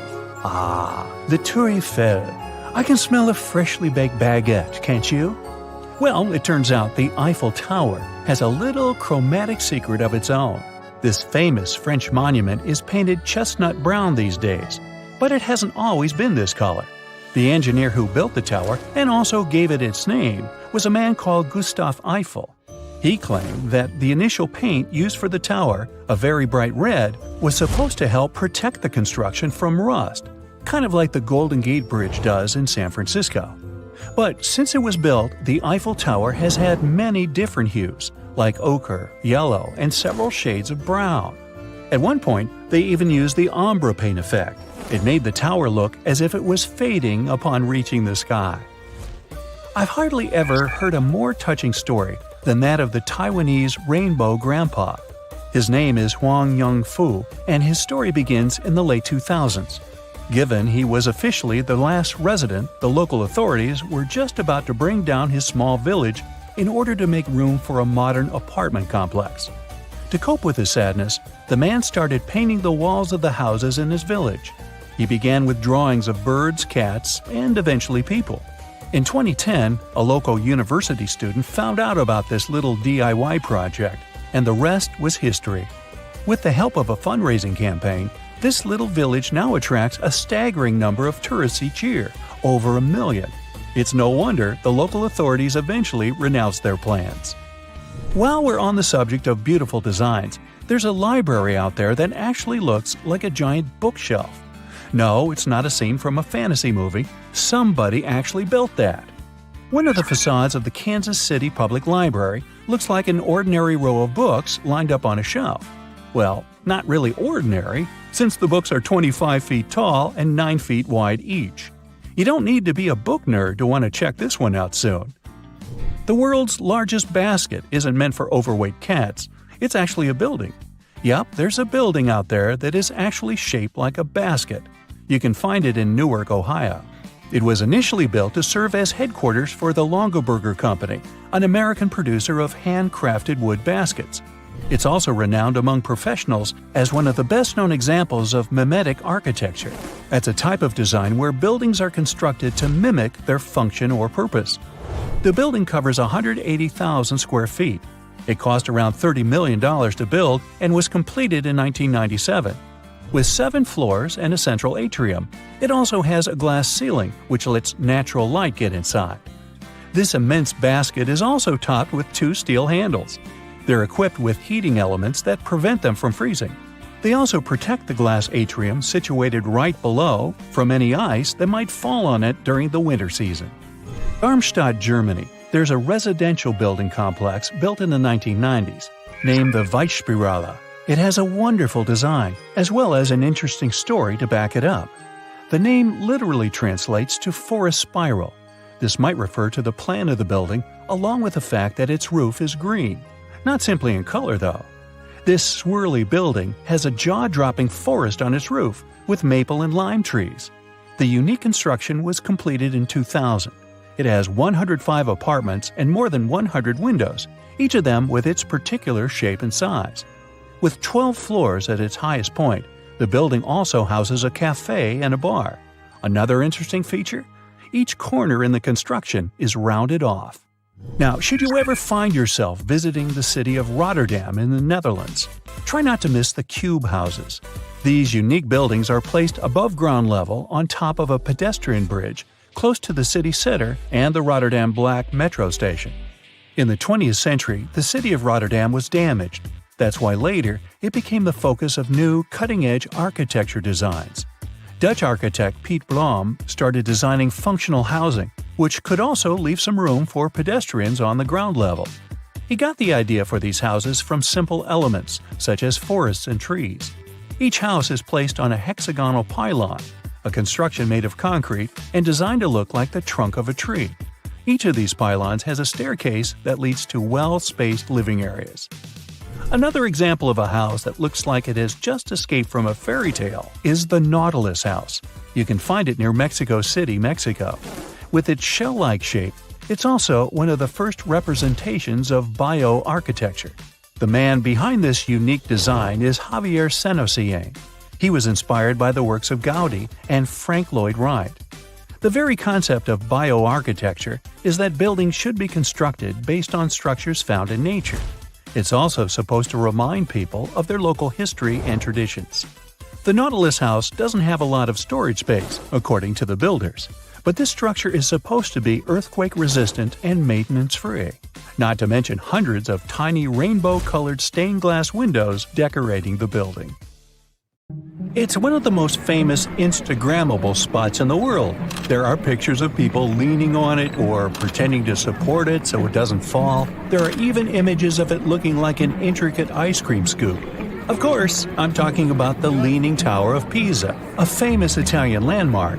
It always looks as if it's seconds away from toppling over. Located in the Italian city of Pisa, which would make sense, this construction is better known for its precarious posture rather than its history or purpose. Back in 1178, when the construction of the tower was still underway, people realized that the building was starting to lean over, and that was even before they had reached the third floor. They first blamed the architect, whose left leg was shorter than his right by 2 inches and had a built-in lean. But no, I just made that up. They soon figured out that this was happening because of the soft soil beneath the tower. It soon became obvious that starting construction on top of soil made of clay, fine sand, and shells wasn't a promising idea. Centuries went by. Soon, people understood that the 180-foot-tall tower wasn't merely leaning, it was falling in slow-mo, and at an alarming rate of 0.08 of an inch per year. Now that may not sound like a lot, but multiply that by hundreds of years and, well, you can just look at the pictures. These days, the leaning tower is more than 16 feet off its perpendicular axis. It's not toppling over, only because its center of gravity continues to fall within the base of the structure. Plus, it's constantly monitored by local authorities. Now, since I've already got you excited for your next trip to Italy, you should know that the Leaning Tower of Pisa isn't the only crooked building in the country. About 2 hours away from Pisa, up north in the city of Bologna, there's not one but two leaning constructions, le due torri, which sounds better than the two towers. Now these towers were each named for the families that funded their construction, the Azianelli family and the Garasenda family. Because of its tilt, the Garasenda Tower is no longer open for visitors. The Azianelli Tower, however, can still offer tourists a wonderful view of the city. That is, if you manage to finish climbing almost 500 steps. It does come with a catch for students, though. Italians have a local superstition saying those who climb the tower up to the top will never be able to finish their studies. Well, that's certainly a disincentive. Now, Londoners have their own tilted tower, but it's probably not the one you may think about. Yup, it's the famous Big Ben or Elizabeth Tower. That's its official name, by the way. Big Ben is just the bell. Luckily, it's not leaning to one side as fast as other more impressively crooked buildings. It's currently tilting at a rate of 0.3 inches per year. This whole tilting thing is happening mostly because of several infrastructure projects, like the expansion of the London Underground or the construction of parking lots near this historic building. Locals are not that concerned, though. If the latest data is correct, it'll take Elizabeth Tower about 4,000 years to catch up with its Italian counterpart, the Tower of Pisa. Anyway, there's a strangely shaped building in Poland as well. It's called the Little Crooked House. You can find it in Sopot, Poland. Its construction was finished in 2004. This building looks like it just jumped out of a fairy tale. And no wonder. The architects behind this project claimed they had been inspired by books illustrated by Jan Schanzer. This project has a lot of striking details. For example, warped walls, sandstone frame windows, and stone decorations. The building also features curved tinted glass windows and a concave roof. As a popular tourist attraction in Poland, the Little Crooked House currently has a lot of shops, offices, and restaurants. Now, you don't have to travel all the way to Europe to check out tilting buildings. The Millennium Tower, located in the city of San Francisco, is leaning, sinking, and sliding. Either they've signed the building up for dance classes, or there's something wrong with it, don't you think? The biggest issue with the Millennium Tower apparently has to do with the 60 to 90 foot long friction piles that support it. They appear to have been driven into the sandy upper soil rather than the bedrock, which is 200 feet further down. Since the building is placed on land that can soon become too mushy, the solution might be to anchor the construction down to the bedrock. The current plan is to add a bunch of piles to help reduce the weight of the building's foundation. Surprisingly, in 2017, the inspection carried out by the local authorities confirmed that the building was still within safety requirements. There was some damage to the foundation and electrical system, though. But not all leaning structures are tilted as a result of an engineering mistake. The Capitol Gate Tower in Abu Dhabi, for example, is a 520-foot-tall skyscraper that leans almost 18 degrees to the west.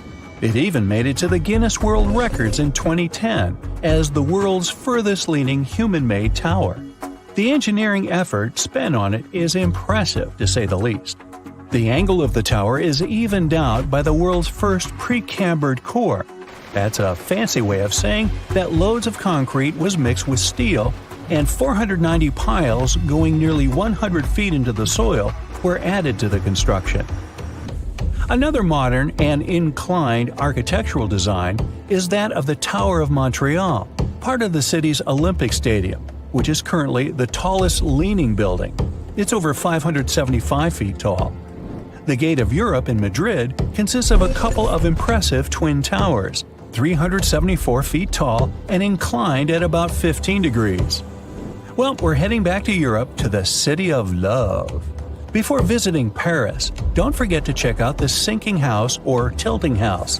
Trust me, it's a place not a lot of people know about, and it's a great location for spectacular pictures. It's quite easy to miss out since this construction isn't actually leaning. But if you angle your camera correctly, this quirky optical illusion will make your viewers think that you just visited a house that is halfway swallowed by the ground it stands on. Whoa! When you're in Montmartre, next to Sacré-Cœur, you'll see some steps. On the right-hand side, there's an orange house. And here's the trick.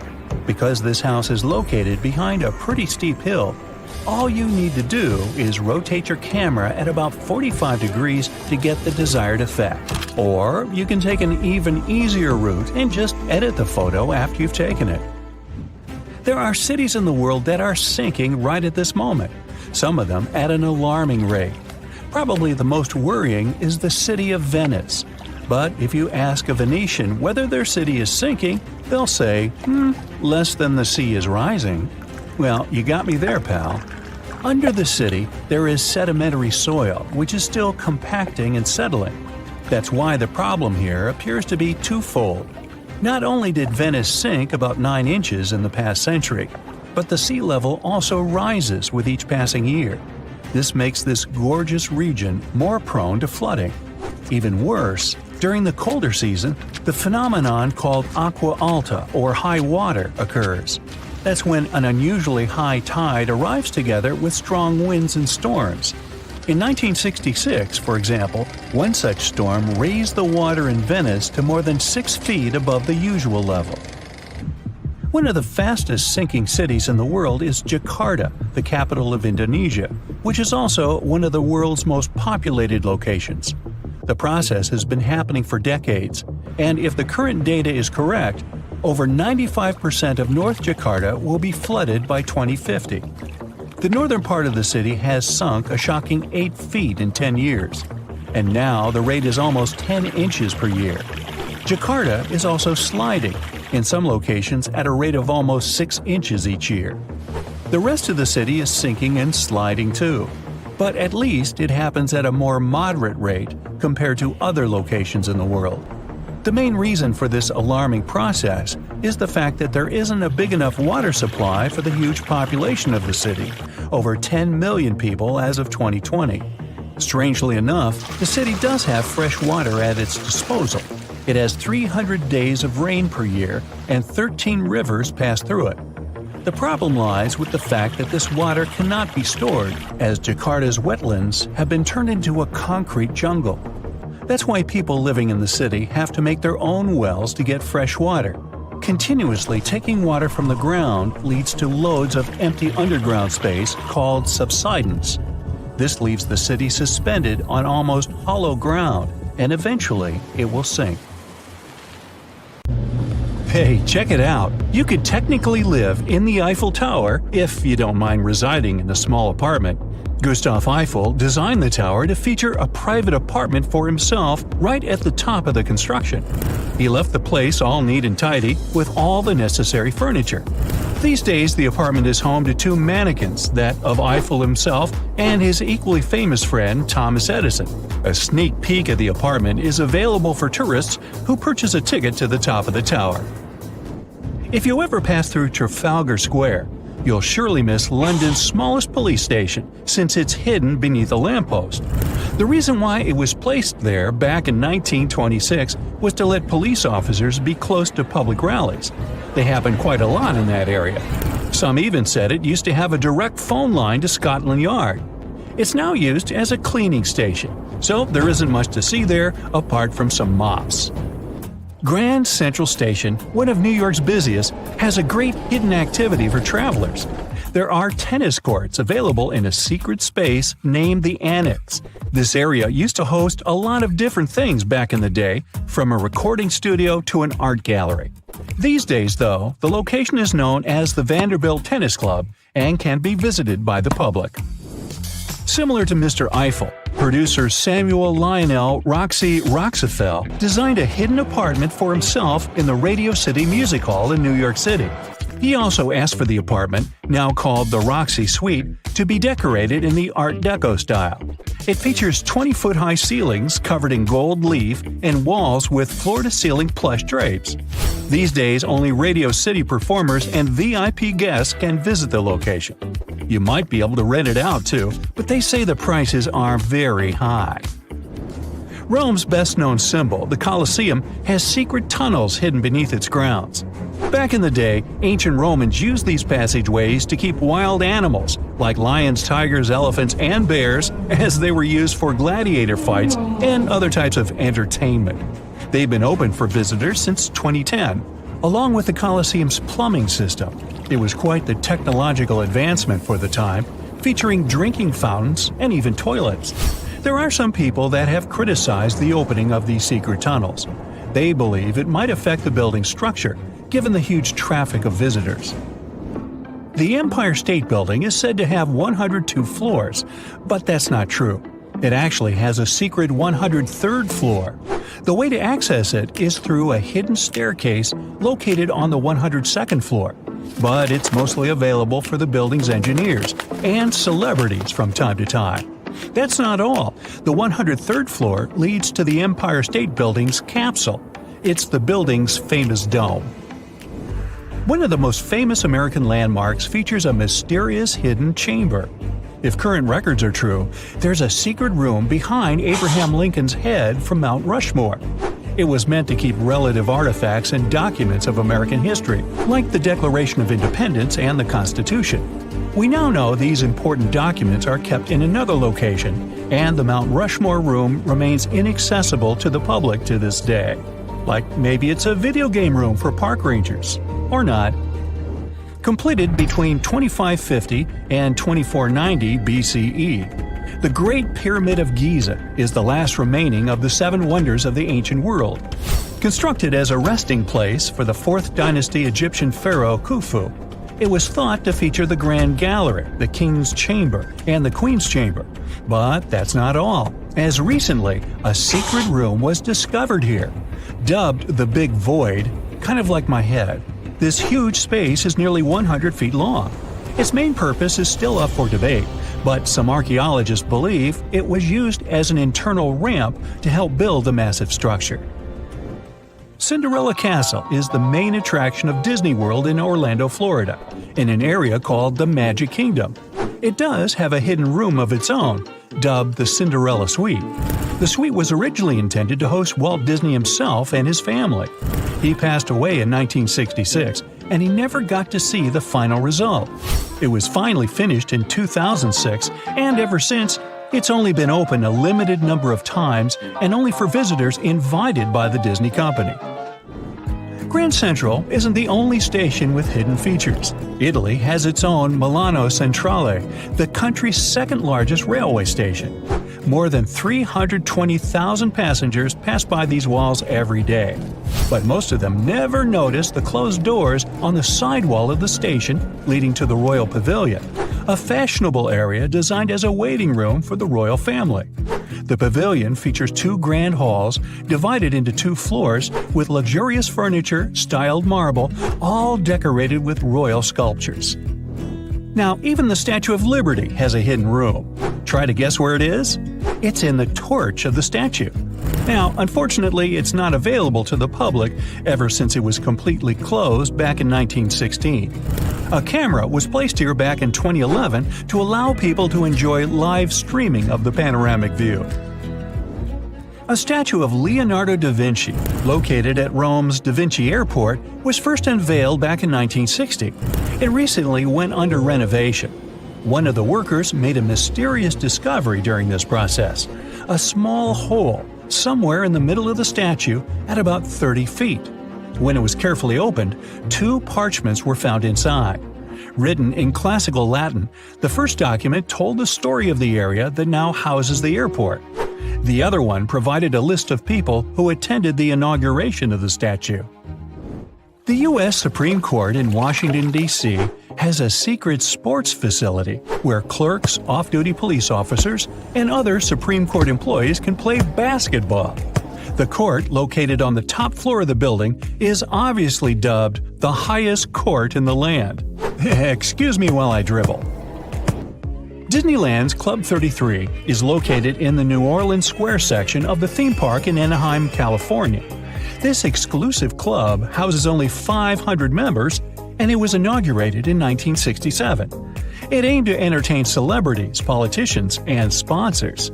The decorations were courtesy of Walt Disney himself and his wife.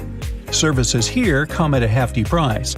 Members have to pay $25,000 to join the club, and later a yearly fee of between $12,000 to $25,000. The entrance to the club was easy to miss, since it was hidden behind a doorway with a single gold plate that had the number 33 engraved on it.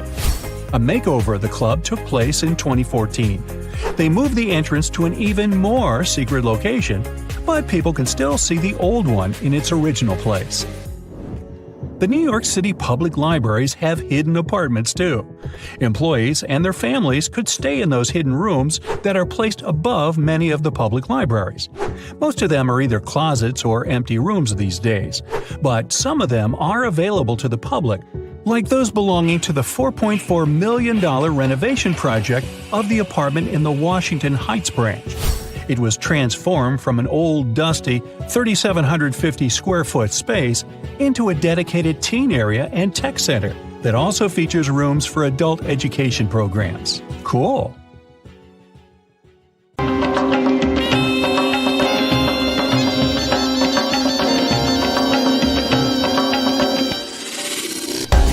This is the Burj Khalifa. It's the tallest building in the world. It has 163 floors, and it's twice as tall as the Empire State Building, and 3 times taller than the Eiffel Tower. The total weight of the concrete for the building's foundation is 110,000 tons. That's like 2,200 Boeing 737s, or 50,000 SUVs, or 69,000 hippos. It took 22 million human hours to build. That means that if you were to build Burj Khalifa by yourself, it would take you about 2,500 years to do it. And now, imagine that huge thing slowly sinking into the sand until even its spire is underground. Skyscrapers are usually built on solid ground. Take a skyscraper in New York and dig a little deeper under it. There's always some kind of rock foundation to support the weight of the building. But if you dig a hole in Dubai, you'll only find sand. In theory, the whole city should have sunk in the sand, but it's still there. The main reason the Burj Khalifa stands firm is that the sand for the building's foundation was brought from Australia. Wait, but Dubai is built in a desert. There are billions of tons of sand there. Well, that's right, but the problem is its shape. There are lots of dust storms there. The wind picks up sand grains. They rub against one another, get polished, and gradually turn into microscopic balls.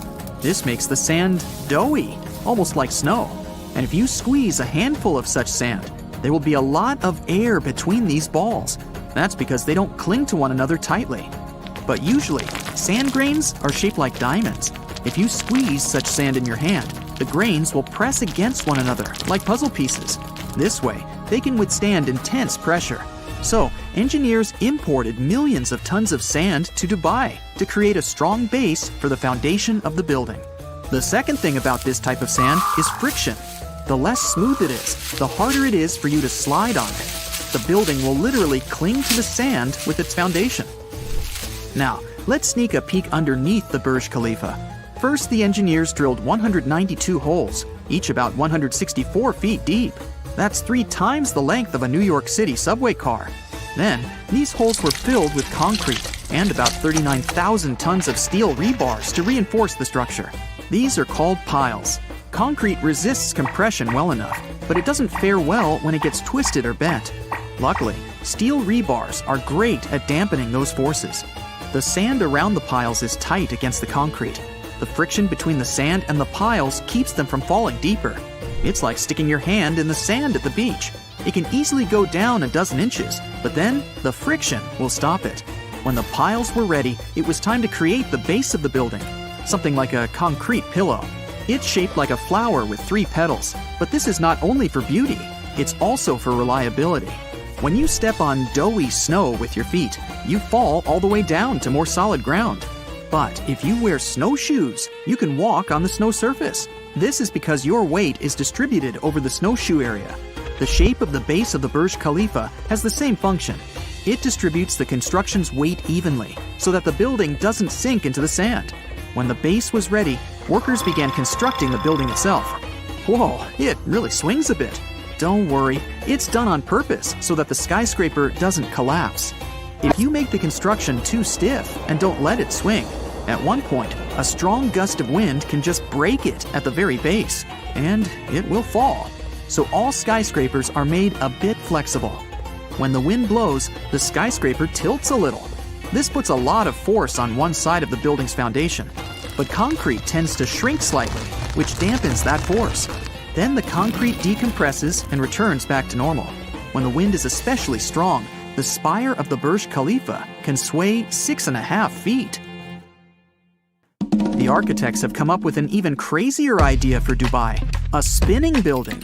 It'll be an ordinary skyscraper, but each floor will rotate 360 degrees. Engineers are planning to install a rigid rod inside the skyscraper. It'll hold the entire weight of the construction on itself. Then each floor of the building will be attached to that rod, and the inhabitants of each floor will be able to choose the direction and speed of rotation. So, building on sand is actually quite reliable and simple. It was much harder to build skyscrapers in Manhattan. There's hard rock that can support a skyscraper there, but it lies 10 stories deep underground. So, engineers came up with a solution. These are wells. First, a concrete ring is placed on the ground. Workers start digging a hole right underneath it. They remove soft soil, and the concrete ring begins to sink under its own weight. The builders then put another ring on top of it and continue digging.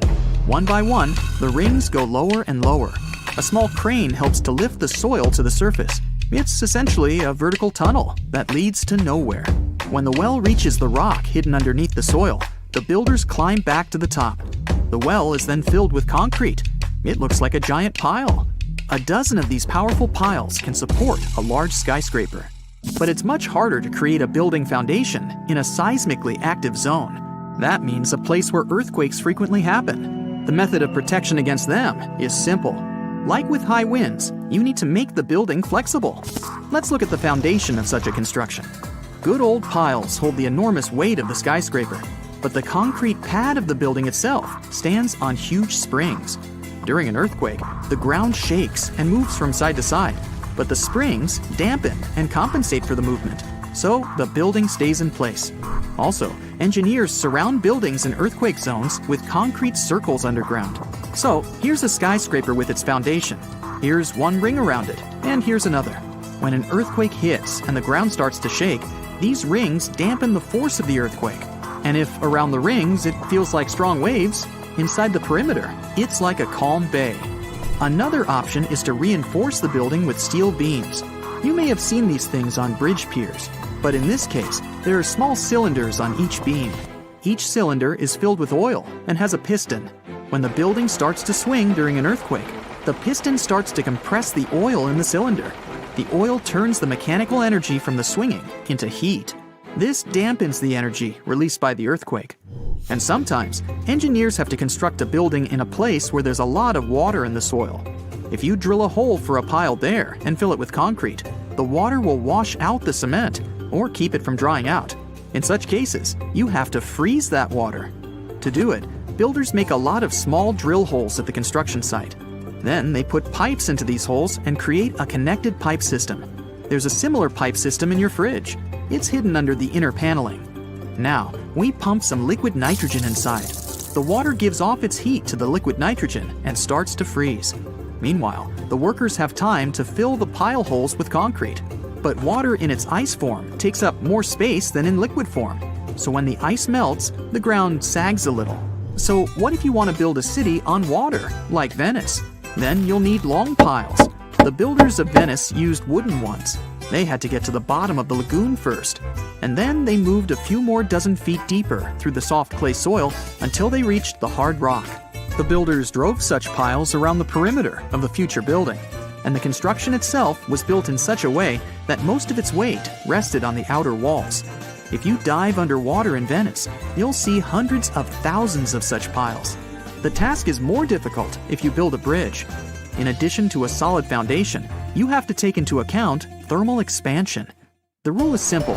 When something gets hot, it expands, and when it cools, it shrinks. Look at railroads. There is a gap between each rail. The clatter of the wheels you hear when on a train is born exactly on these gaps. When the sun heats the rails in the summer, they extend. This creates tension inside the metal. Then the rail can bend sideways or even upward, like a worm. But if engineers have provided such gaps, the metal will expand and fill that space. A bridge is exactly the same as a huge rail, and in hot weather, it can expand too. So engineers leave gaps there on purpose. You can see them on the surface of the bridge. They're usually covered with a sheet of metal that looks like a comb. When the bridge heats up, these combs come together. To build an underwater structure, you'll need some interesting engineering. A large bridge over a river or bay has its foundation rooted underwater. It's even more complicated with undersea tunnels. Underwater construction is challenging. Engineers need to deal with water pressure and corrosion from salt water. There's also a problem of finding suitable materials. The most typical of them are concrete, steel, and acrylic glass. Concrete doesn't care about water currents and doesn't get damaged by salt water.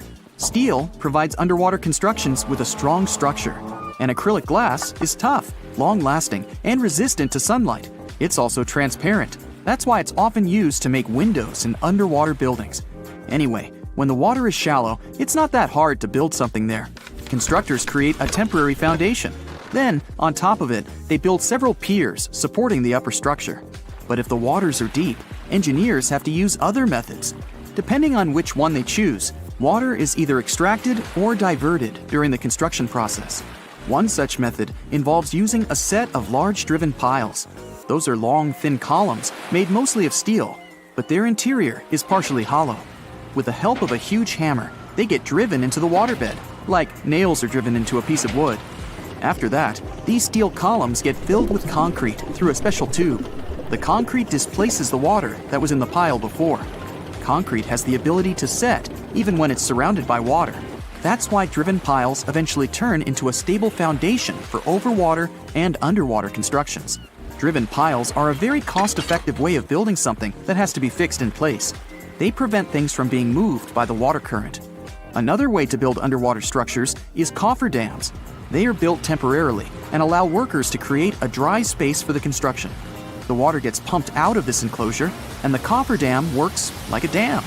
A completed cofferdam looks like a massive pit with high walls surrounded by water. Cofferdams are made of rocks, steel, and even dirt. These constructions can be built fast and removed even faster. But the process of putting up a cofferdam is complicated and challenging for engineers. They have to make sure the structure won't flood or collapse.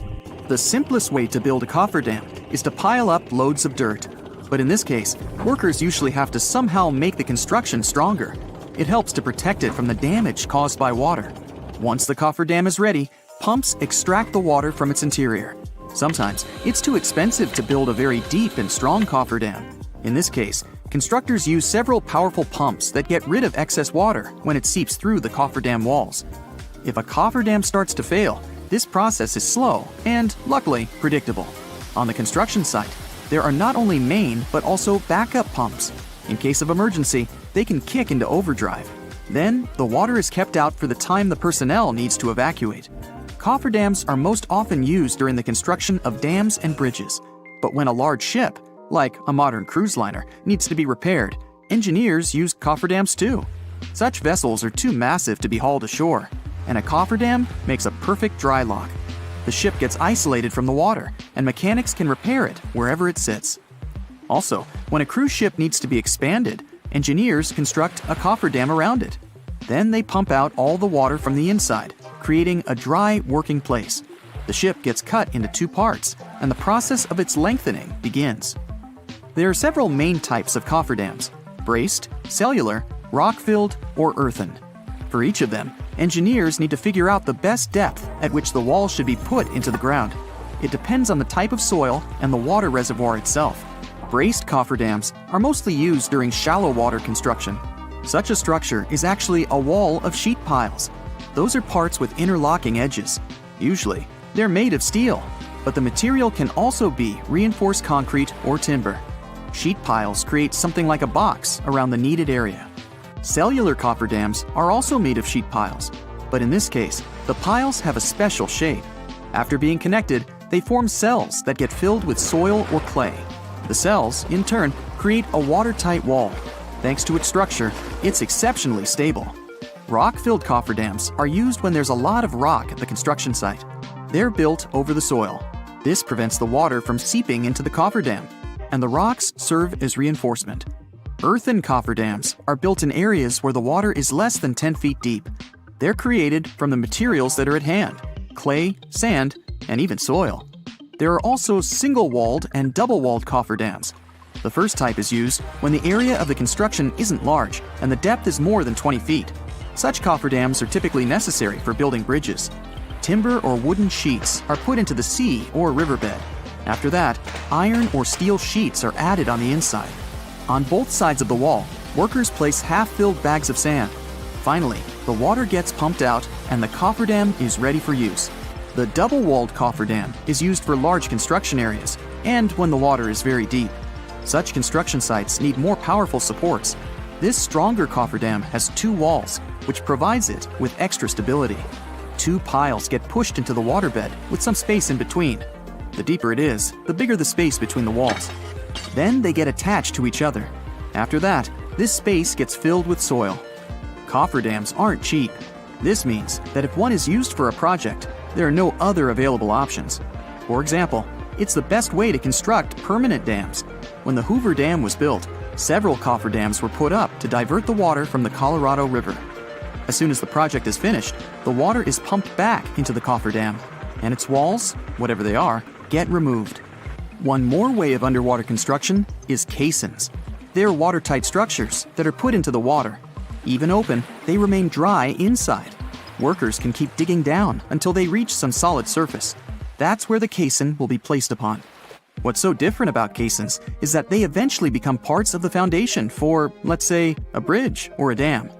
And even though you might not think of a bridge or a dam as an underwater construction, most of their crucial elements are underwater. For example, a large bridge wouldn't be able to hold its weight without massive supporting towers, and they stand in the water. There are several types of caissons: open, pneumatic, and box. Open caissons have no bottom. They're actually just vertical walls that allow builders to dig at the bottom of them. Pneumatic caissons keep the water from seeping through by using compressed air. This helps to maintain equal pressure inside and outside the construction. When workers dig out some materials, these get sent up through a special muck tube. When the caisson reaches the bedrock, workers fill it with concrete. Unlike others, a box caisson has a floor, and workers lower it onto a foundation that is constructed in advance. During the construction of the Brooklyn Bridge, engineers used two massive caissons. Thanks to them, they reached the bedrock and created the foundation for the towers of the bridge. And then there's also off-site construction. That's when things are not only built, but also assembled away from the site. In this case, engineers often use modular construction. That's when factory-produced building units are delivered to the site. There, they get assembled, like a giant Lego set. Structures are then usually floated to the site on huge barges, or they get towed there. After that, they're lowered in place. Some sink under their own weight. Others can only reach the seafloor after getting loaded with additional weights. This method of construction is rather expensive, and still, it's much more cost-effective than building right underwater. The latter needs skilled engineers and unique tools, and don't forget about the risks. But what about underwater tunnels? How on earth are they constructed? Modern tunnels are usually built with the help of massive tunnel boring machines. They even have a nickname: moles. Even though such a mechanism has an exorbitant price, several $1 million, it needs little time to create a long tunnel. The machine moves forward very slowly. It has a special circular plate with rotating disc cutters. They can easily chew through solid rock. The rock is then dropped onto an outboard conveyor belt. Another mechanism uses this rock to construct the tunnel's lining in the mole's wake. This way, the mole not only excavates the tunnel, but also reinforces the walls that will later support it. This method, and 11 huge tunnel boring machines, was used to build the 32-mile-long Channel Tunnel, and the whole process took only 3 years. Cut and cover is another method of creating a tunnel underwater. First, workers dig a trench in the ocean floor or riverbed. Then, they put concrete or steel tubes there, made in advance. After the tubes get covered with a thick layer of rock, the sections are connected. All workers have to do is pump out the water.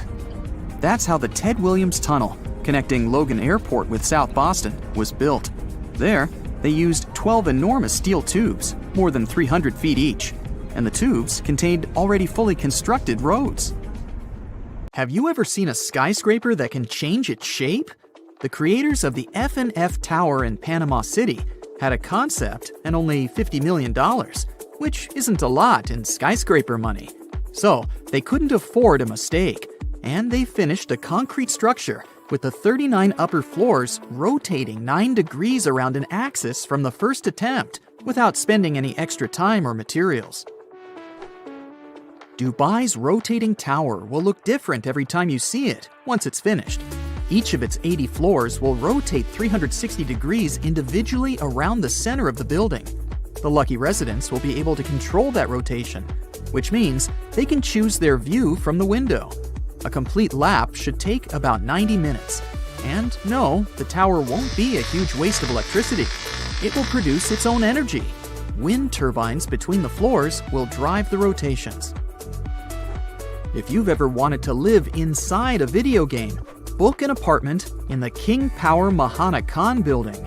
This pixelated skyscraper around the height of the Eiffel Tower is the tallest building in Thailand. The secret behind its looks is the horizontally and vertically divided glass windows. It took 5 years to finish this beauty with over 200 apartments, a hotel, luxury shops, restaurants, and one of the most breathtaking viewpoints in the world. The Libyan International Building features one of the world's tallest artificial waterfalls, running right down its side. No worries, they only turn it on special occasions, and it uses a mix of recycled tap water and rainwater. When it started running for the first time, the non-informed locals even reported a huge water leak.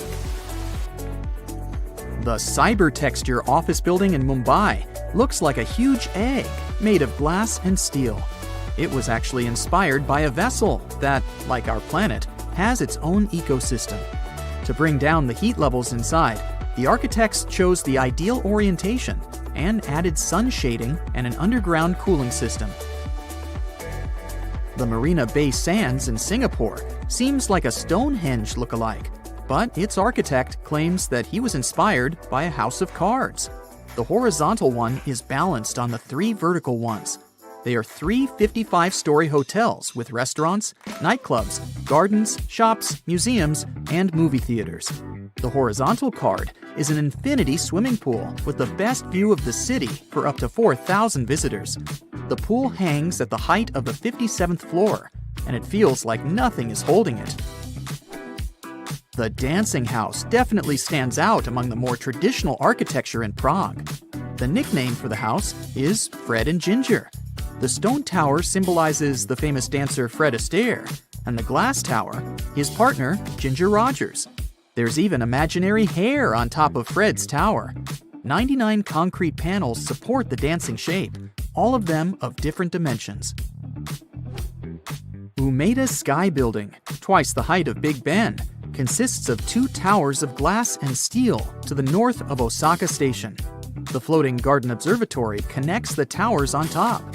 Although the building is in a huge city, the skywalk is so high in the clouds that the only thing you'll hear up there is the wind. If you're scared of heights, you can visit an urban garden, a theater, an art museum, or one of the many offices closer to the ground inside the building. Architect Octavio Mendoza owns probably the largest piece of pottery in the world. If you're ever in Colombia, ask the locals for directions to the Flintstone House. Yes, they call it that for a reason. The official name is Casa Terracotta, and the architect only used clay to build it. He let it bake and harden in the sun, which transformed the pliable material into solid ceramic. Every curve of the building is designed after the surrounding hills. All the furniture inside is also made of clay. Mendoza is determined to work on the casa for the rest of his life. Artists Dennis Sullivan and Francis Conklin have been saving money for 15 years, carving smaller wooden dogs to create their dream project. The Dog Bark Park Inn in Cottonwood is a 12-foot beagle that stands proud in the Idaho prairie. There is a bedroom and a living area in its body, and an extra bedroom in the head. Have you ever wondered what it's like to be inside a huge carpet? Me neither, but checking out the Azerbaijan National Carpet Museum is definitely worth it anyway. It shows the history of this important local craft in every detail. Austrian architect Franz Jans designed the construction, and it took 6 years to finish it. The Basket Building in Ohio looks exactly like a real shopping basket, except it's 160 times larger. It even has 2 attached handles. The building served as the headquarters of Longaberger Basket Company, then was sold to become a luxury hotel. A giant whale? An airship? Can you guess what's inside this building in Graz, Austria? 2 British architects won the Europe-wide competition to design this art museum. The biomorphic construction has around 1,000 acrylic glass elements on its skin. During the night, it can send light signals and messages to people on the other side of the river. It takes in daylight from the north through nozzles on its top. The needle is a viewing platform. The Half House in Toronto, Canada, was built in the late 19th century and was one of 6 identical houses standing next to each other. When developers came to this area, the owners of all the other houses agreed to move, and this one wouldn't go. A demolition crew showed some impressive skills as they managed to tear down the neighboring house without doing any damage at all to what is now the Half House.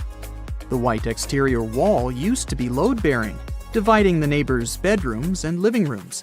One wrong move of the excavator, and the entire construction would become ruins. The Shell House in Isla Mujeres, Mexico, stands by the ocean, was inspired by the ocean, and looks like one of the ocean's symbols. The house is shell-shaped and covered with shells from nearby beaches. Architect Eduardo Ocampo designed this beauty as he wanted to have a one-of-a-kind house for his brother to come and visit more often. Now it's up for rent for vacationers. The Bubble Palace, not far away from Cannes in France, was designed by a Hungarian architect and purchased by Pierre Cardin. In case you have a couple of spare million, you can buy this interesting property.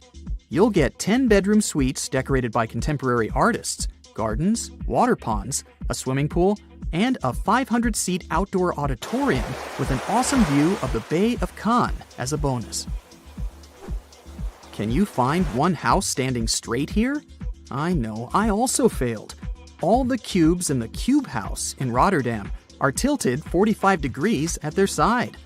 The idea here was to make the most of the space. Dutch architect Piet Blom designed the houses in the late 70s to look like an abstract forest. Each triangular roof represents a treetop. The houses stand at 3 floors tall, with an entrance on the ground floor, an open kitchen, and a living room on the first floor, as well as a bathroom with 2 bedrooms on the top floor. The Boot in Tasman, New Zealand is a hotel that looks like it comes straight out of a children's book. It even has legit shoelaces. There's a spiral staircase, cozy fireplace, kitchenette, and a bedroom with a balcony. If you ever find yourself in Mitchell, South Dakota, be sure not to miss out on their key tourist attraction, the Corn Palace. The locals have always been so proud of prairie gold that they first built a palace out of corn back in 1892 to prove to the rest of the world how fertile their lands are.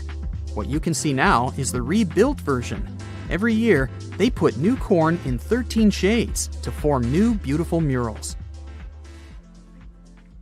Ah, the Big Apple at night. New York, New York, the city that never sleeps. How can they? There are way too many lights. But I want to talk about these ones, the red ones. Here's what they look like if you come closer.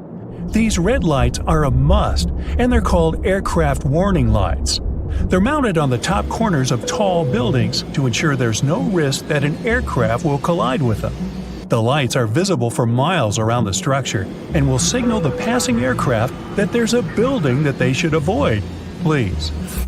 The lighting standards are set by the International Civil Aviation Organization and are adopted worldwide. Now they require that all obstacles 148 feet above ground level and taller are marked with warning lights. In close proximity to an airport, even lower buildings can be illuminated too. So, any building, towers, electricity pylons, and chimneys will have these lights for safety. The number of lights and light levels depend on the width and length of the structure. There are also different types of buildings. Some should be lit only at night, some both during the day and night. They can use red or white lights. For buildings that should only be lit at night with red lights, there must be lights at the 148-foot level. Taller buildings should also have lights at the 345-foot level and at 690 feet.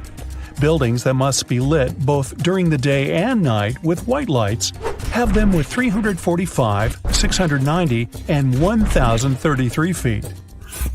The first skyscraper in the world is the Home Insurance Building located in Chicago. It was built back in 1885. It was a special building constructed using a new method. Buildings used to be supported by masonry walls, which couldn't be very tall because they would be too heavy. The Home Insurance Building had a revolutionary design that allowed it to be higher than other structures. It had an inner skeleton made of steel. The walls around it could be way thinner than usual, and the whole structure could be higher. The Home Insurance Building was a 10-story one, standing at 138 feet tall. Today, it wouldn't even require any aircraft warning lights because it's not even considered that tall. Still, the building started the new construction era. It stood strong until 1931, when, together with several other buildings around it, they took it down to construct something new, the field building that Chicago has now. In 1931, the year the Home Insurance Building was demolished, the Empire State Building was finished. It is 1,250 feet tall, like 10 home insurance buildings on top of one another. That's the construction progress humanity achieved in just 46 years. The Empire State Building became the tallest one in the world. Now, long surpassed, it's the skyscraper that held the record for the longest time, for 39 years to be exact. In 1970, the World Trade Center became the highest one, although it was just 100 feet taller. Now, a bit more than a half a century later, the Empire State Building is ranked 53rd on the list of the tallest buildings. Humanity climbed way higher. Now, the world champ is Burj Khalifa, located in Dubai in the United Arab Emirates. The building was finished in 2010. It's 2,717 feet tall, more than 2 Empire State Buildings on top of one another. Skyscrapers are often made of glass for several reasons. First of all, they can press glass in every shape possible. So, the skyscraper can no longer just be a plain, boring tower as before. They can design it in any fancy shape as they do around the world. Second, the glass is thin. There's no need for thicker walls like pre-home insurance building times. The walls are thinner, and the floors are bigger, providing more inner space. Glass is also pretty light and allows to make the building very high. Transparent glass reduces the need for electrical lighting inside the building, so it's also very cost-effective. Even more, glass is temperature and weather resistant. And finally, it just looks posh, fancy, and modern. Compare this and that. The latter definitely looks more futuristic and cutting edge. Skyscrapers started out in the United States, but became very popular in Asia, which now has over 7,500 skyscrapers. A skyscraper is now a construction that is 492 feet tall and higher. 9 out of 10 tallest buildings in the world are located in Asia. The country with the most skyscrapers is China, with more than 3,000 of them. Asia has the largest population in the world, and its economy is booming. So, growing high happened to be a perfect solution to fit the most people in its cities. The second most skyscraper-populated continent is North America, with more than 1,000 skyscrapers. New York alone has more skyscrapers than all of Europe combined. And here comes my next question. Why doesn't Europe build skyscrapers? There are just 250 of them there, and half of them are located in just 3 cities: Moscow in Russia, Istanbul in Turkey, and London, the UK. Let's go back to the beginning, and that is the end of the 19th century when skyscrapers' history starts. The first skyscrapers were built in the United States. As an independent country, the United States of America was just 1 century old back then. They built cities from scratch. There was a lot of available land. People could build a house here, and also over there. By that time, Europe had been growing for a while already. The history of Paris dates back to 259 BCE. It wasn't 1 century old, but 20 centuries old. German Cologne was founded in 38 BCE. Rome, Italy's capital city, dates back to 753 BCE, so it was 26 centuries old back then. By the end of the 19th century, Europe had been pretty much built. There was not much extra room for construction, and no one wanted to take down the Colosseum and put up some fancy skyscraper instead. This is history, and Europe likes to preserve history. There was no practical reason for changing things. The driving force of Asian and American skyscrapers was the booming city population, and especially rapid urban development of city centers. As people were moving to the city from the suburbs, they needed more floors to accommodate more people on a limited territory. In Europe, despite the population growth and city migration, there was still enough room for everyone. The Europeans are very protective of their city skylines. One interesting story of Brusselization takes us to Brussels, the capital of Belgium. In the 1960s, there were no zoning regulations, and some buildings in Brussels were demolished to make room for more modern ones to develop business districts. Uncontrollable construction started, and modern buildings were built in random places around Brussels. They had no cultural or historical value, and they didn't fit in the city's architecture at all, messing up the city's image.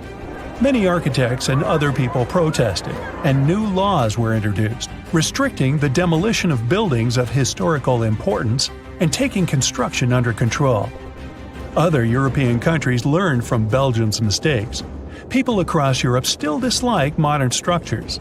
Many cities adopted zoning regulations, and building a fancy glass skyscraper in Europe isn't that easy. Still, cities with big financial centers, like London, Moscow, Frankfurt, or Istanbul, require commercial space. So, in some cities, there are several skyscrapers somewhere outside the historic center, forming separate skyscraper districts. And then there's Rome. It rejects any skyscrapers completely, stating there will never be a high-rise there. Some other Italian cities follow in its footsteps, willing to preserve their historical image.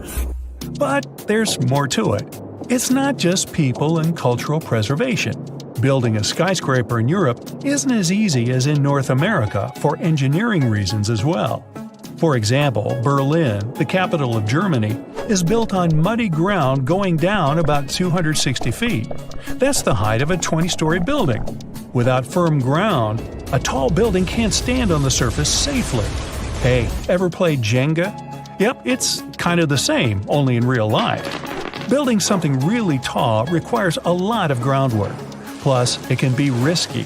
That's another reason for the lack of skyscrapers, in addition to the attempts to preserve history.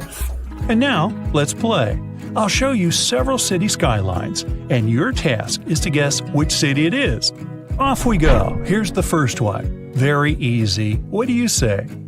Of course, this is New York. How about this one? It's Hong Kong, China. This is the city with the largest number of skyscrapers in the world. It has 517 skyscrapers, twice more than all of Europe.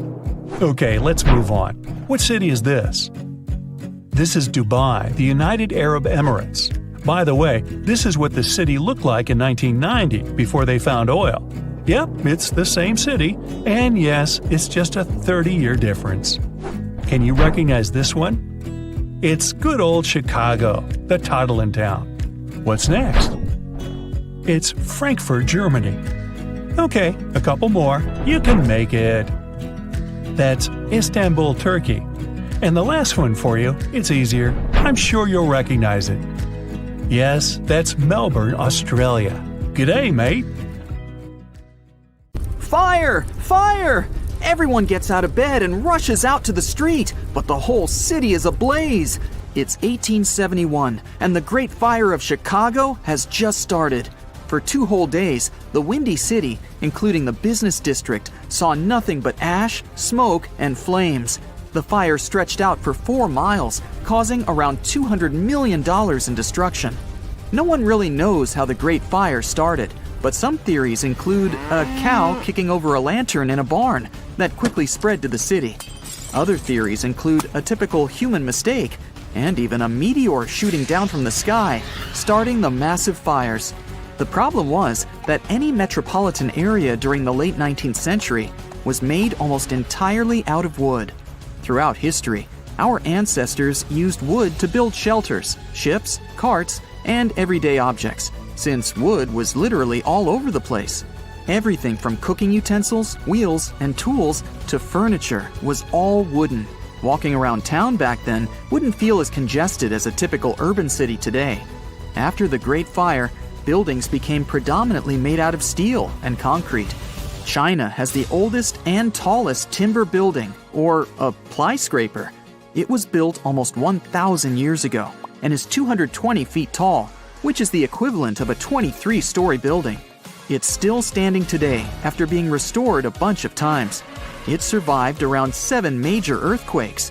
But just because a structure like this is still standing tall today, it doesn't mean we can go around building wooden skyscrapers out of nowhere. A lot of tall wooden structures exist today in Europe and the US, even though they were built after the steel and concrete rise. But they're just between 8 to 13 stories high, not enough to be labeled as skyscrapers. Japan plans to build a wooden skyscraper more than 1,100 feet tall, dubbed as the W350 project. They're scheduled to complete it by 2041 and turn modern cities into wooden wonderlands. The building will be made of 90% processed wood and 10% steel, and it won't be made out of regular wood. They'll use cross-laminated timber, or CLT, which is many sheets of wood glued and stuck together, creating a large plank that is even tougher than steel. But wooden structures are vulnerable to fire. Back at the time of the Great Fire of Chicago, they didn't have fireproof coatings that could be applied on the beams. Even steel structures have such coatings. And the beams of today won't be like the ones in the past.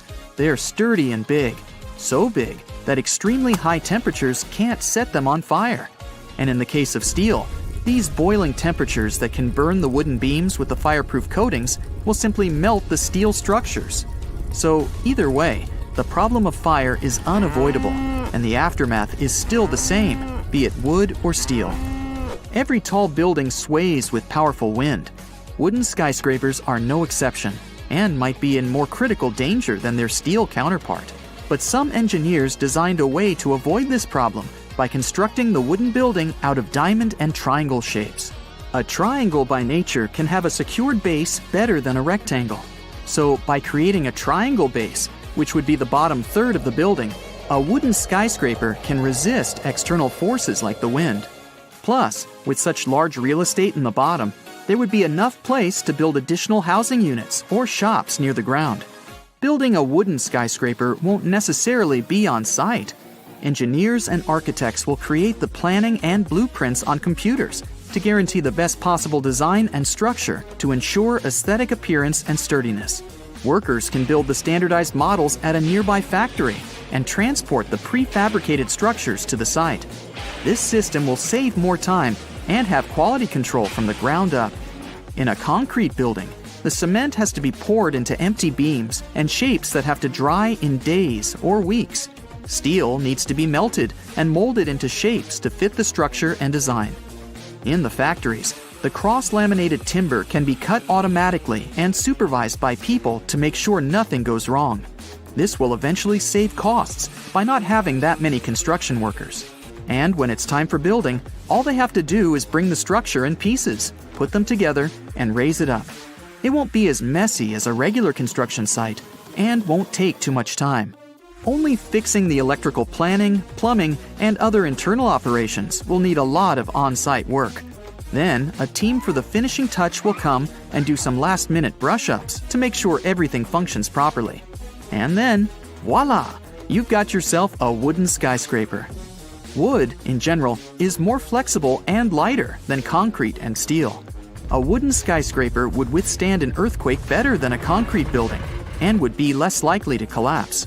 And since wood is a natural insulator, residents can save on heating and cooling costs.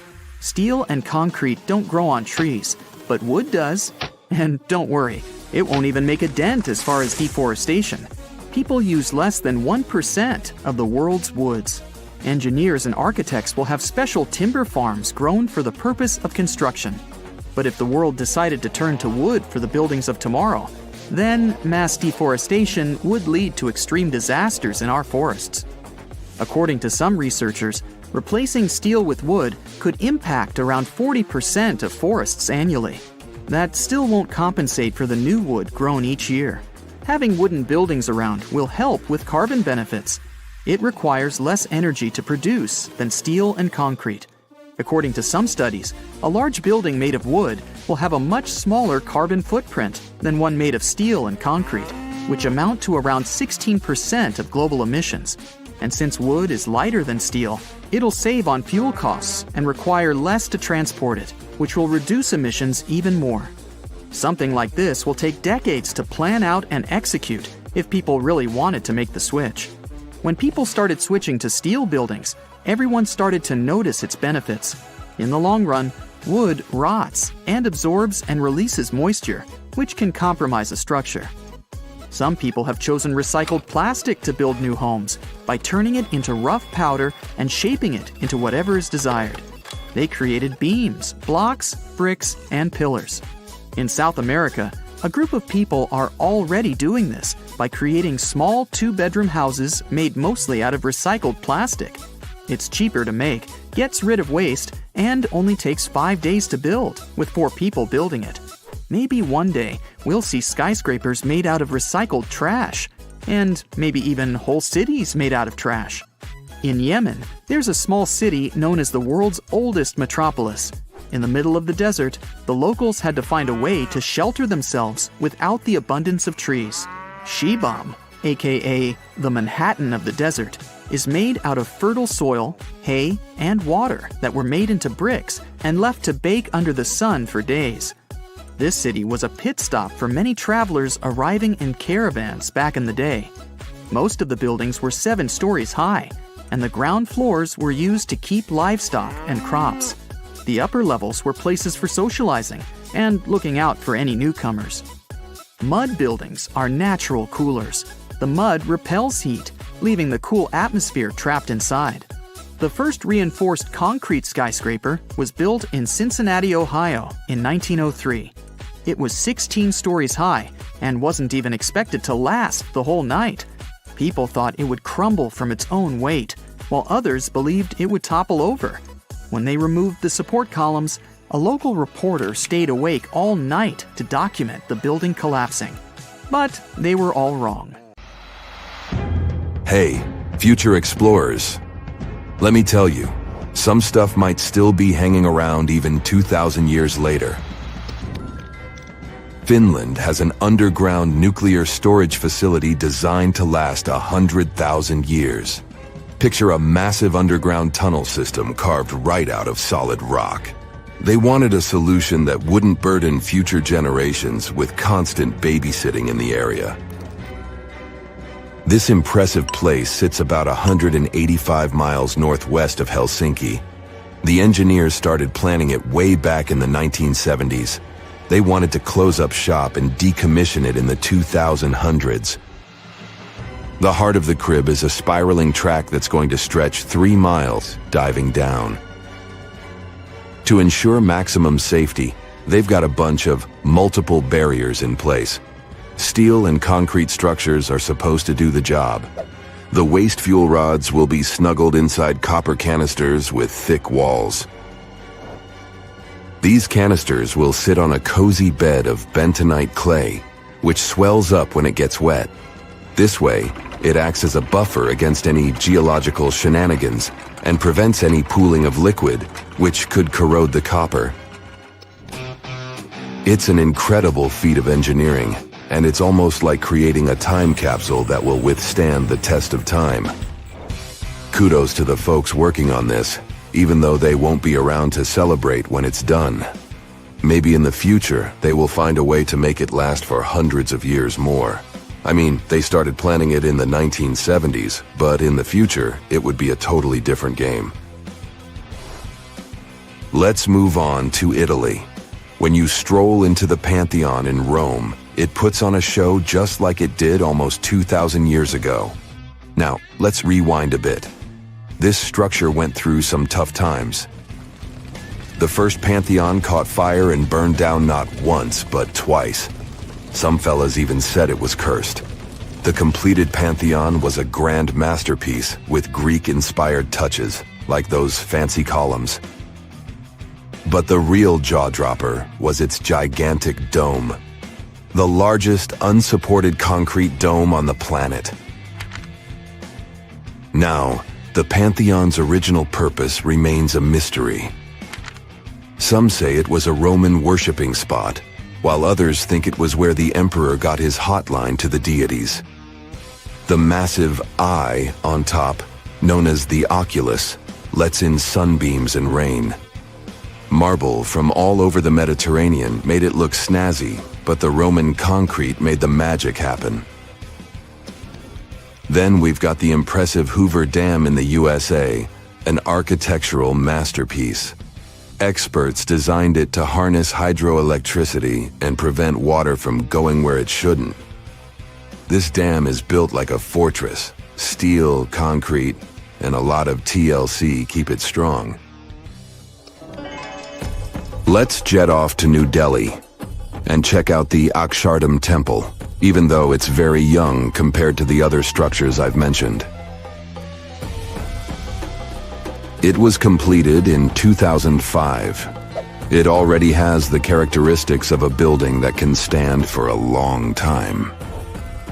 During the construction, numerous ancient and modern innovations were used to ensure its endurability. Next on our list of the world's most future-proof buildings is the St. Louis Arch, which rises high over Missouri. Also known as the Gateway Arch, it is the tallest human-made monument in the USA. The Great Wall of China. While it's not a single building, the Great Wall of China is an ancient marvel that has survived for centuries. Some sections of the wall were reconstructed in modern times, but they still carry historical and cultural significance. Those bricks might look a little crumbly, but hey, they're still standing strong. Then we have the former Byzantine church, now known as Hagia Sophia from Istanbul. It still looks glorious, and it's 1,500 years old. It's been through many things, like earthquakes. Architects designed Hagia Sophia in an impressively short period. After the Ottoman conquest of Constantinople in 1453, Mehmed II converted it into a mosque. He added some new stuff, like a minaret and a chandelier. Hagia Sophia is a unique architectural marvel. Its main dome is 105 feet tall and flanked by two semi-domes on both sides. In terms of its floor plan, the building is nearly square, but from the interior perspective, it appears rectangular because of the extension of the roof by large semi-domes. The interior has 3 aisles separated by columns, with galleries above and substantial marble piers rising at both ends to support the dome. These columns are constructed of the finest marble, carefully chosen for their color and variety, while the lower walls are adorned with marble slabs. On the outside, there are windows above the galleries and around the base of the dome. When the sun's shining, it kinda tricks your eyes into thinking the dome is floating, because these windows hide the support structures. We couldn't have put together a list of the world's sturdiest buildings without mentioning perhaps the most famously enduring of them all: the Pyramids of Giza. They were completed around 2540 BCE.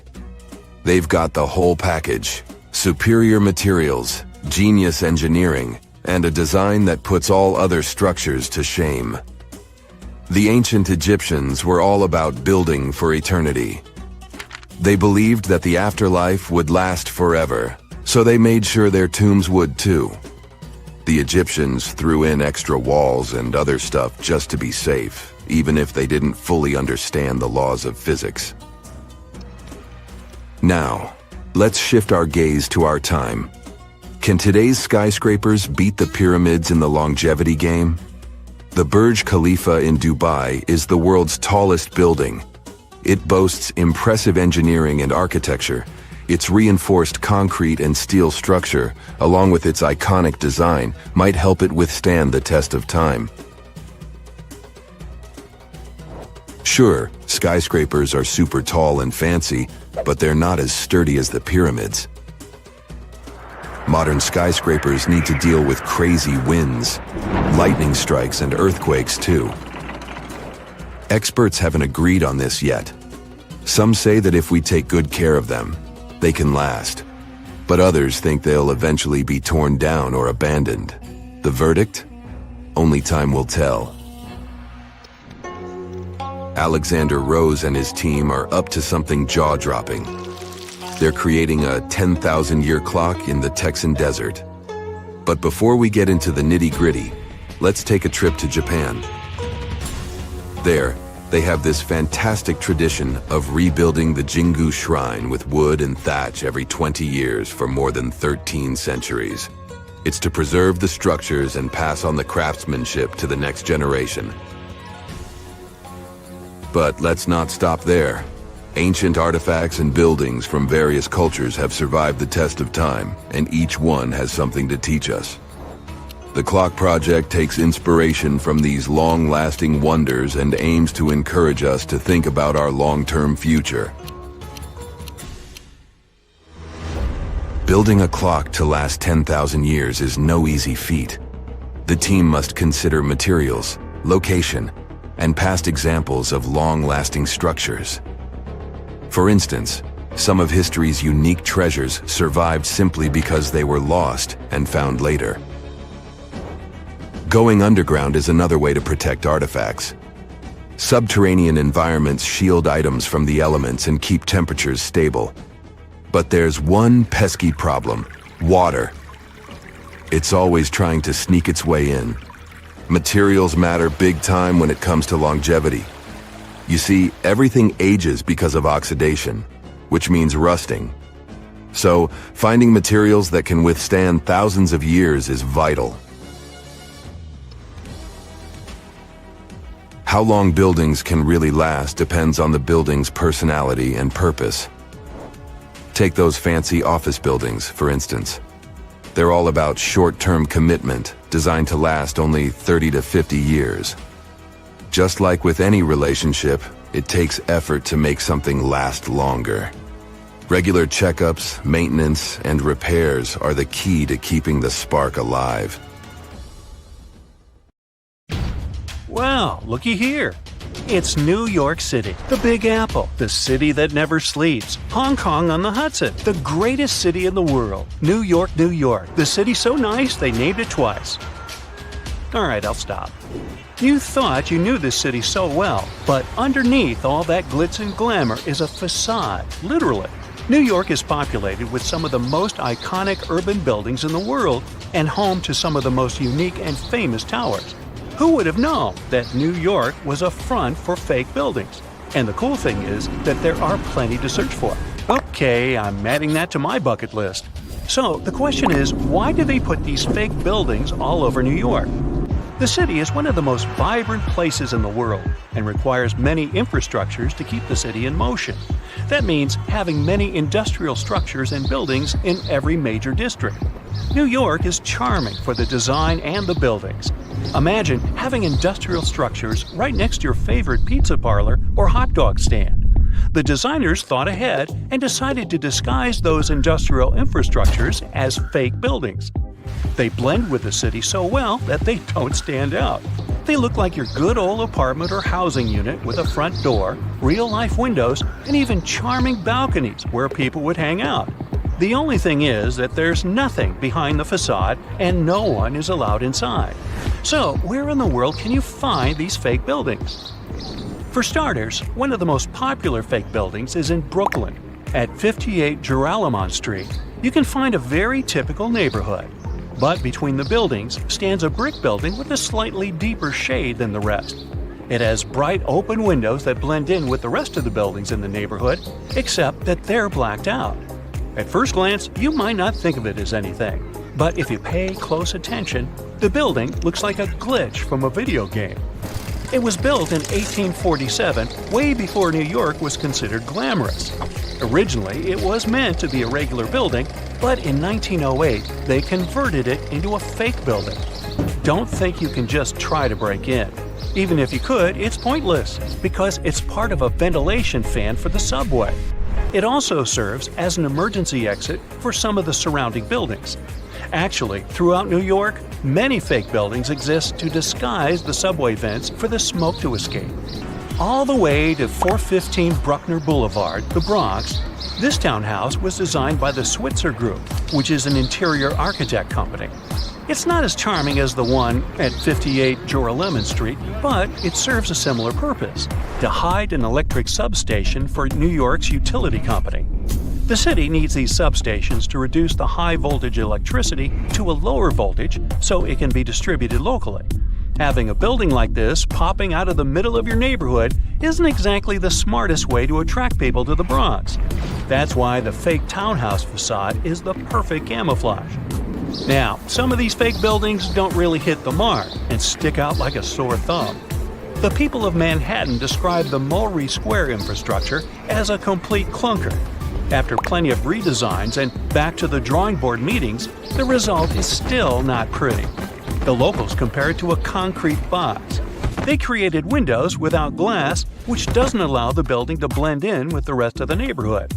But it beats a typical subway ventilation plant either way. There are just so many places to visit and cross off your bucket list. But if you live in China, you can literally stay in the country and visit many iconic cities around the world. The replica cities began when the Chinese economy started booming in the early 90s. They wanted the lifestyle of the rich and famous without wanting to leave their country. They can be comfortable eating their local food and get the feeling of being abroad. The Chinese province of Guangdong has an identical copy of the historical Australian alpine village Hallstatt. The real Hallstatt is centuries old and one of the most charming places to discover. The local people of Hallstatt also had no idea that their home was being built in China. Some people thought that this was controversial, probably because it cost around $940 million to build it.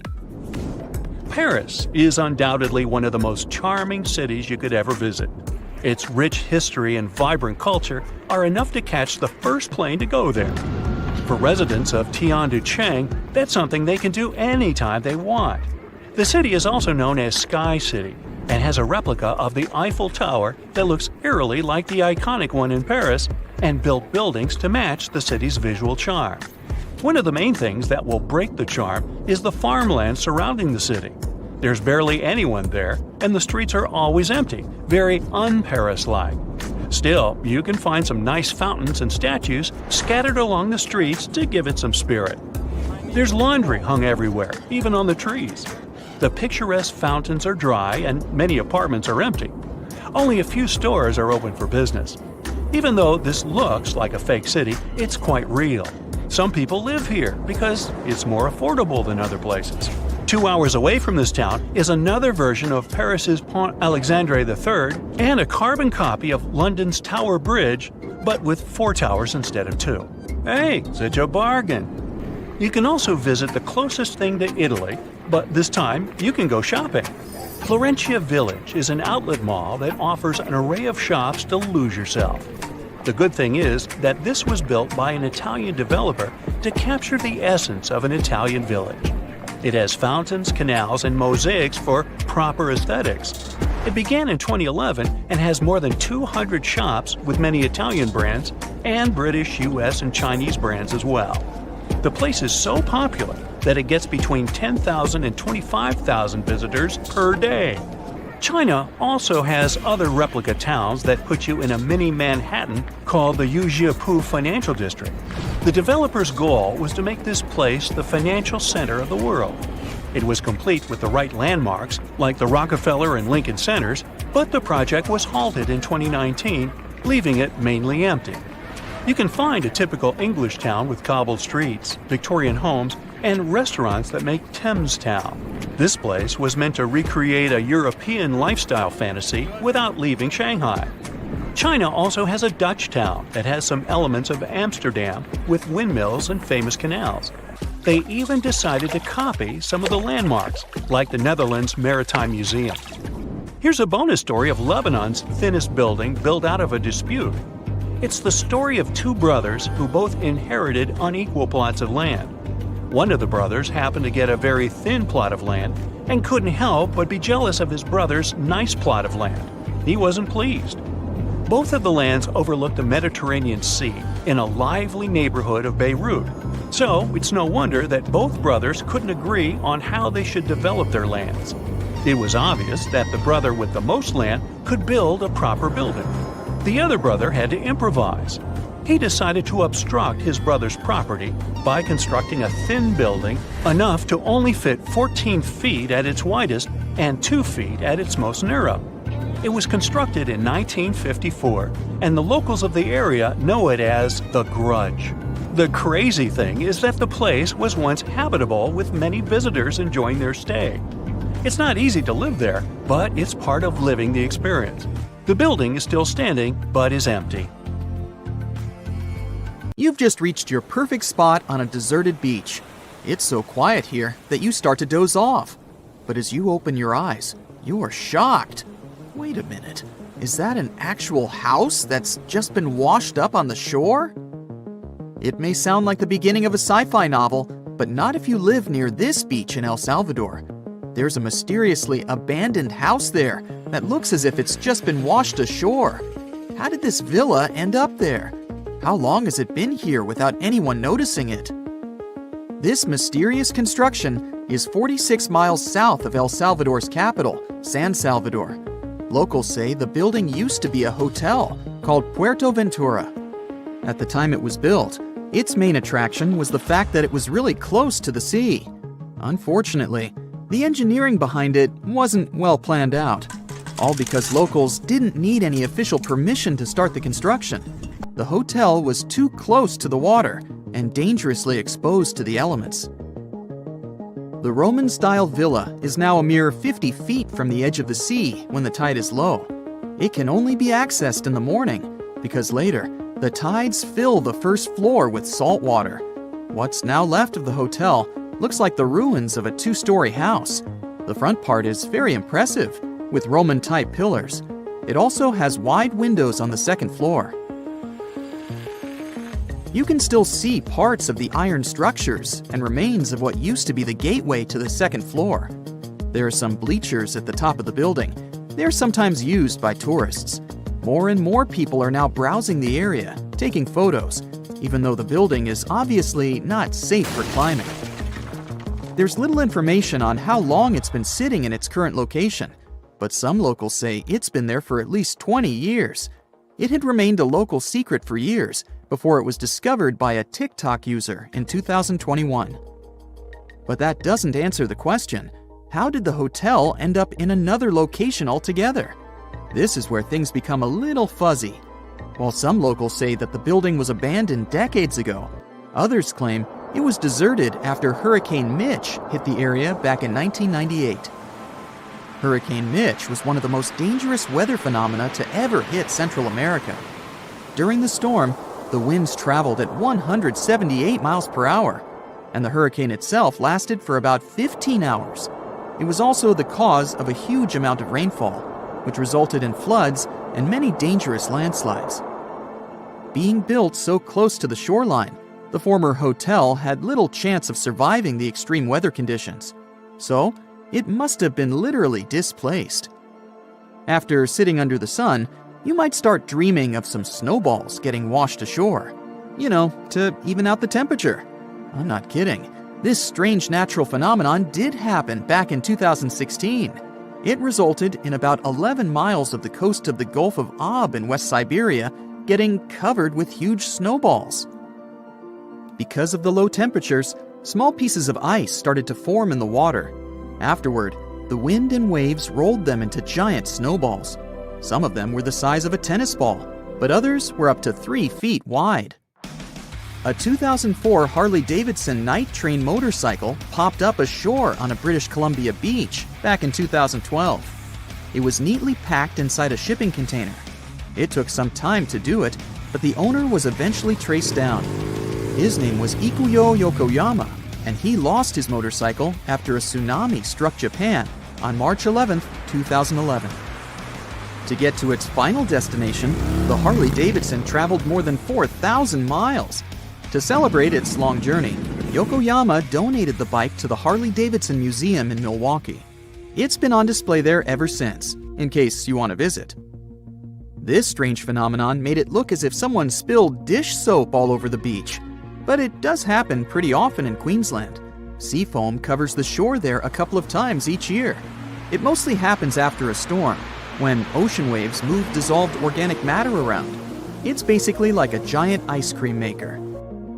After Cyclone Debbie back in March of 2017, some beaches actually needed to be closed because of huge amounts of white foam. The wind even brought some of that foam to the nearby towns, making locals believe it was snowing.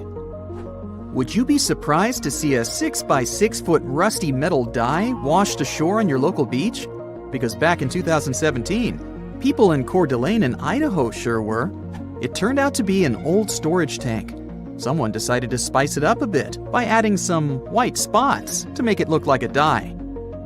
In 1992, thousands of rubber duckies got stranded at sea after a large container ship that was transporting them was hit by a wave. As you can imagine, the ducks started popping up all over the world, in Hawaii, Alaska, South America, Australia, in Europe, and even in the Arctic. It's estimated that a couple hundred of those unlucky rubber ducks are still out there. Interestingly, they turned out to be very useful to scientists. Based on their movements, researchers can monitor the direction of water currents. If you happen to like dinosaurs, you'll be happy to know sea waters can also bring ashore some fossils. In 2018, a large dinosaur jawbone ended up on the coast of Lilstock Beach in Somerset, England. It used to belong to a dinosaur called Ichthyosaurus. Thanks to this finding, scientists were able to make an impressive discovery. Before, they thought the Ichthyosaurus could reach a maximum length of about 69 feet. But after they studied the jawbone, they ended up recalculating the creature's size. They concluded that the Ichthyosaurus could grow up to 85 feet. The megalodon was the largest predator in our planet's history. It lived almost all over the globe, except near the poles. How do we know that? Because megalodon teeth keep appearing on beaches every now and then. One staggering megalodon tooth, which was way over 20 inches long, was discovered in a river in Croatia. Since these creatures have been extinct for about 3 million years, their teeth are highly prized by fossil hunters. A giant Lego man that washed ashore is something I never thought I'd hear about. And it turns out it didn't happen just once. There were 4 of these giant Lego men in total, each around 8 feet tall. One was found in England and one in the Netherlands, while the other 2 popped up in Florida and California. It was surely not a coincidence, and after some research, people found out that a Dutch artist was behind this. Ego Leonard started this project as a personal statement campaign. A short film was even made about this, and it was called No Real Than You Are. This sentence was written on each of the 4 Lego men put to sea. A bundle of over 50 letters was washed ashore in New Jersey on a beach in Atlantic Highlands back in 2012. It happened shortly after Hurricane Sandy had struck the area. A 14-year-old boy found the letters and gave them to his mom. She was so touched by them that she decided to carefully dry and return them to their owner. The letters were the correspondence of 2 people named Dorothy and Lynn. They were dated between 1942 and 1948. The last was written a week before their wedding. With the help of an online genealogy site, the woman reached Dorothy and returned the letters to the 88-year-old woman who was living in a retirement home. Shenzhen, China. At first sight, it doesn't look like a perfect place to build one of the fanciest and tallest buildings in the world, but a company from China decided to take a chance. They had visions of building Golden Finance 117, a unique, mighty skyscraper with plenty of things super rich people could enjoy. At that time, no one knew it would turn into one of the tallest ghost scrapers in the world, meaning it would be a skyscraper with no life, events, or people inside. The one that no one would even talk about anymore. The world has impressive tall skyscrapers. The first one was built in 1885 in Chicago. And the tallest one today is in Dubai. Then there's one in Shanghai, another one in Mecca, and Shenzhen. Golden Finance 117 was supposed to be the 5th tallest skyscraper ever built. The construction was started 13 years ago, and at first, it all looked very promising. In 2015, the building reached its full height, 1,955 feet. But then, something mysterious happened. People deserted the skyscraper shortly after it was almost done, and the whole project has remained unfinished to this day. The company got the idea in 2008. During that period, plenty of cities across China were trying to build something impressive to get their place on the world stage. Golden Finance 117 was supposed to be a commercial and residential tower for very rich people. Italian and French-style interior design, a polo club, extensive gardens. The skyscraper was supposed to have a 3-story diamond-shaped atrium at the top, with a swimming pool, sky bar, and a restaurant. And don't forget about the highest observation deck in the world, a paradise for those who could afford it. Imagine living at the top of such a skyscraper. Golden Finance 117 was expected to be habitable up to its highest point. This mixed-use skyscraper was supposed to rise 128 floors above the ground. There was a plan to turn 117 of them into commercial space and hotel, and 11 more floors were expected to be for operational and mechanical services. The building's ratio of height to width was 9.5 to 1. When you have such a high and thin tower, you have to be careful with such forces as strong winds. But the skyscraper was designed to resist all this. No wonder, with a perimeter frame of mega braces, huge tapering columns, and transfer trusses. On the surface, it all looked well, an excellent design and unique construction. But before the company started pre-sales, authorities needed to inspect and sign off on the final product. This is a process all new developers need to go through if they want to get and keep their spot on the property market. The country wants only established and reliable companies to keep the quality levels high. Back in the day, the company that was building the skyscraper was a new player in the Chinese market, so they had to finance their project all by themselves. They couldn't start recouping their investment until each of their buildings was finished. In other words, it was tricky ever since the beginning. But they were focused on the result. If they managed to finish the entire project with no major issues, the reward would be amazing.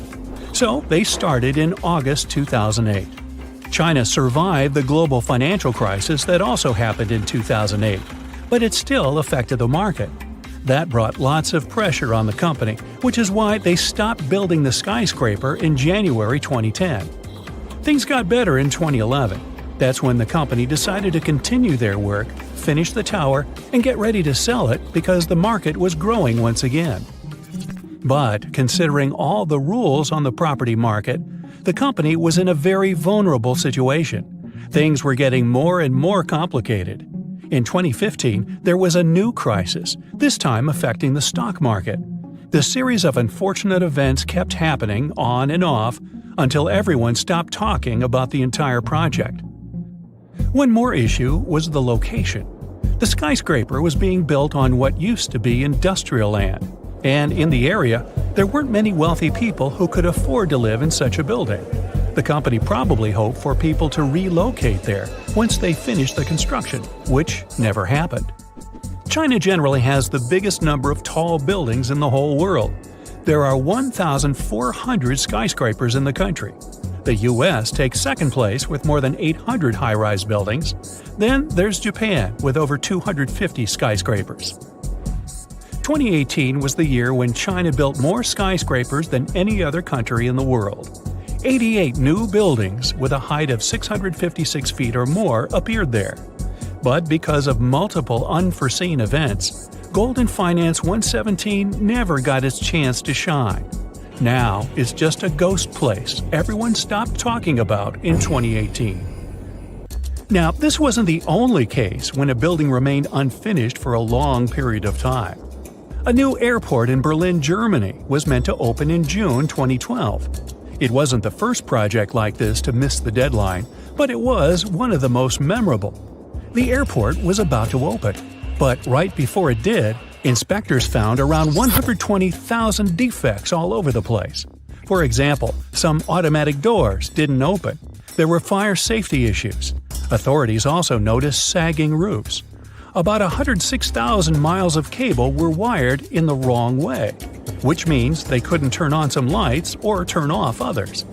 Experts were trying to solve these problems for 9 years. The airport was built to handle 27 million passengers a year. In 2019, over 45 million travelers passed through the two other overburdened airports in Berlin. These airports are now set to close and merge with the new one, which has started expanding. The original budget for the whole project was more than $8.2 billion, but it's likely to increase in the next few years. The idea occurred back in 1990, and it took 6 years just to find the right spot to build the airport. The official construction didn't start for another decade. The original code for this airport also needed to be changed since it was already in use by an airport in India. But if you design an airport in the early 2000s, will it even be compatible with the travel habits and technology in 2020 and beyond? Also, there isn't enough space for all the planes that are supposed to be there. And still, since 2020, the airport has been open and growing bigger. Meanwhile, a tower in Krakow, Poland, got the nickname Skeleton. It stood proud and tall, but its unfinished carcass indeed looked like a skeleton. At 300 feet, it's one of the tallest buildings in Krakow. The project started in 1975, but stopped because of some difficulties in the country that occurred at that time. The tower remained abandoned for a long time and changed owners several times. It was often wrapped in advertising billboards. Luckily, it didn't remain unfinished. In 2016, the latest reconstruction process started. The main goal was to turn the skyscraper into a modern office building. It's completed now. The tower consists of 5 office buildings, together with the main one in the center. Architects found inspiration in styles from the 1920s and 30s. There's a terrace at the top. In the future, a museum of the history of the building might appear in the skyscraper. And here's one more ghost tower, this time in Bangkok, Thailand. From the outside, you'd say it's just another part of Bangkok's skyline. The skyscraper is around 75% completed. But once you take a closer look, you'll see there are plenty of interior structures missing. It was supposed to be a luxury building, but right now it's just another abandoned skyscraper. It's surrounded by a fence and doesn't look safe. The walls are covered with graffiti and there's no electricity. The building stands there as a reminder of what it could have become and draws the attention of urban explorers from all over the world. The construction process stopped when the crisis started, and now only occasional adventurists visit the site to enjoy the magnificent view of the city and the river. The Museum of Bad Art, or MOBA in short, used to be located in an old basement in Dedham, Massachusetts. And currently, you can find it in Somerville, Massachusetts. It only accepts art pieces that are so bad you just can't ignore them. Their collection includes portraits. Get it? That's the name they use for portraits. And some really outrageous landscapes. There's also the MOBA Zoo, featuring really unfortunate depictions of our furry friends. Like any self-respecting museum, they also have a gift shop where you can purchase some prints, postcards, or even a coffee mug with your favorite bad art. Speaking of really unique experiences, how would you like to spend time in jail without actually having to break the law?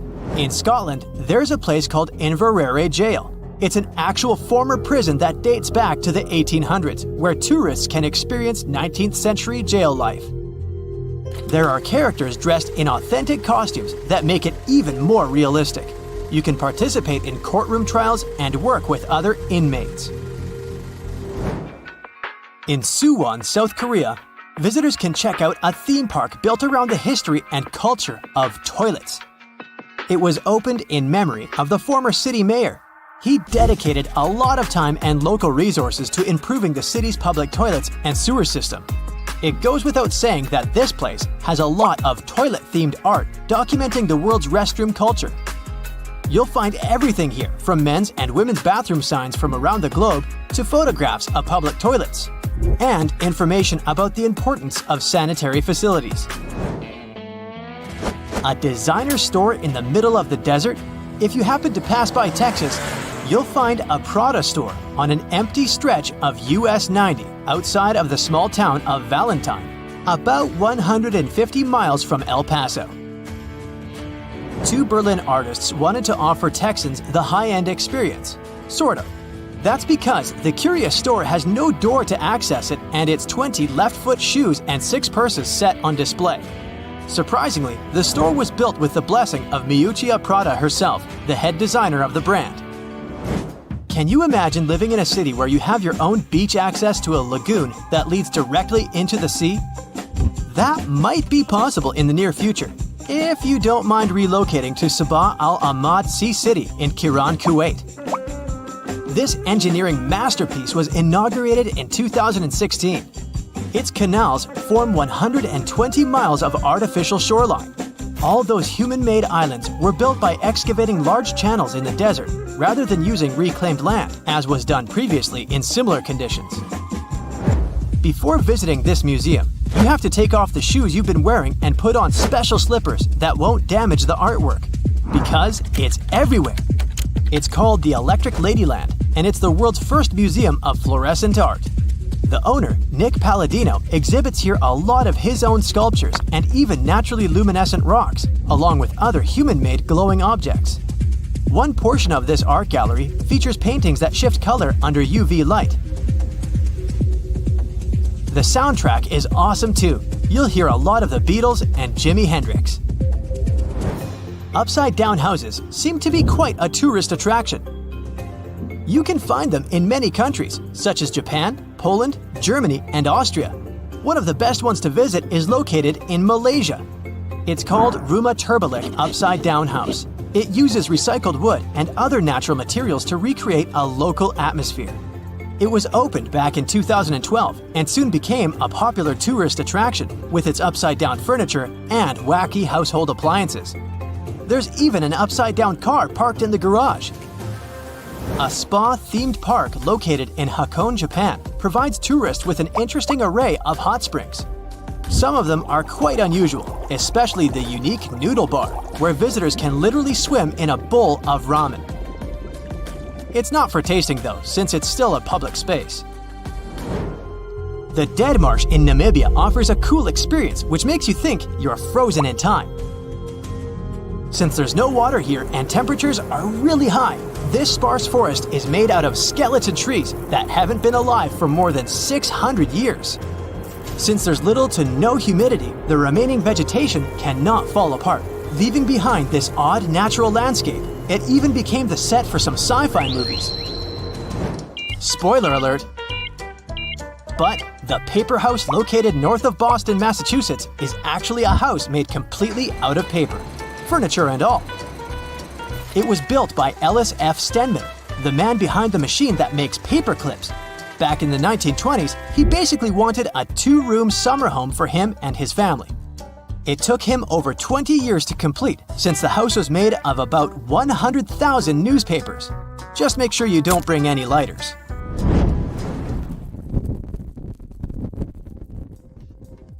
Cappadocia Cave Hotel in Turkey is a great place to stay for both history buffs and people who are into modern and luxurious decor. All of the rooms and suites are located inside the local cave dwellings dating back to the Roman and Byzantine periods. Cappadocia is also famous for its hot air balloon tours. One of the reasons is because it's not very windy here, and the view of the city is really beautiful, especially during sunset. The small Indian town of Deshnok certainly wouldn't be on your vacation list if you don't like rats. A 14th century legend has it that the rats living here are to be protected and nurtured. Over 20,000 rats live inside this famous location these days. Since they've been living there for so long, the rats are quite friendly with both locals and tourists. The Battle of the Oranges is a local festival happening each year in late February in a small Italian town of Ivrea. The local myth has it that the Carnaval de Ivrea started back in the Middle Ages. That's when locals stood against a hated ruler by throwing oranges at him in protest. It sounds like fun to join thousands of participants gathering there for 3 days to throw some oranges. Just don't forget to duck. Socotra Island in Yemen was separated from mainland Africa more than 6 million years ago. That's probably one of the reasons why this secluded island looks more like the set of a fantasy movie than a real location. The island has some incredible and unique flora. Most of the plants and trees that grow here are not found anywhere else in the world. Like, for example, the ancient twisted dragon's blood tree or the bulbous bottle tree. Japan's Tashirojima is rightly nicknamed Cat Island, since it has a population of 100,000 humans and almost 4 times as many felines. The cats were initially brought here since the island produced a lot of silk, and mice like silkworms a lot. More so, the cats were seen as a sign of good luck. There are even cat-shaped cabins for tourists to settle in, and it probably goes without saying that dogs aren't allowed there. There are about 1,700 weirdly shaped hills in the middle of Bohol Island in the Philippines. They're so unique that you might easily mistake them for human-made. They are, however, part of the UNESCO heritage, since they are naturally made out of coral deposits and shaped by rainwater erosion. Because of their quirky look, they earned the nickname of Chocolate Hills, since during the dry season, their exterior goes from lush green to brown. Big fan of cascading pools? Then make sure to check out another UNESCO World Heritage Site located in Pamukkale, Turkey. The name means Cotton Castle in Turkish. It's set in the ancient ruins of Hierapolis, a city that was built around the pools. Their crystal clear waters cascade from natural springs down to white travertine terraces. The view is so beautiful that you won't know what to do at first. Take a picture or jump in.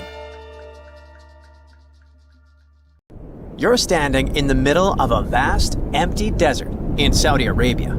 But in the middle of that emptiness, 2 enormous mirrored skyscrapers rise side by side, in perfect parallel to each other. This isn't just some sci-fi concept, it's the Line, the centerpiece of Saudi Arabia's boldest urban project yet. Now, Saudi Arabia is already home to some of the most ambitious architecture in the world, from Riyadh's King Abdullah Financial District to the iconic Abraj Al Bayt Towers in Mecca. They've been working hard for years.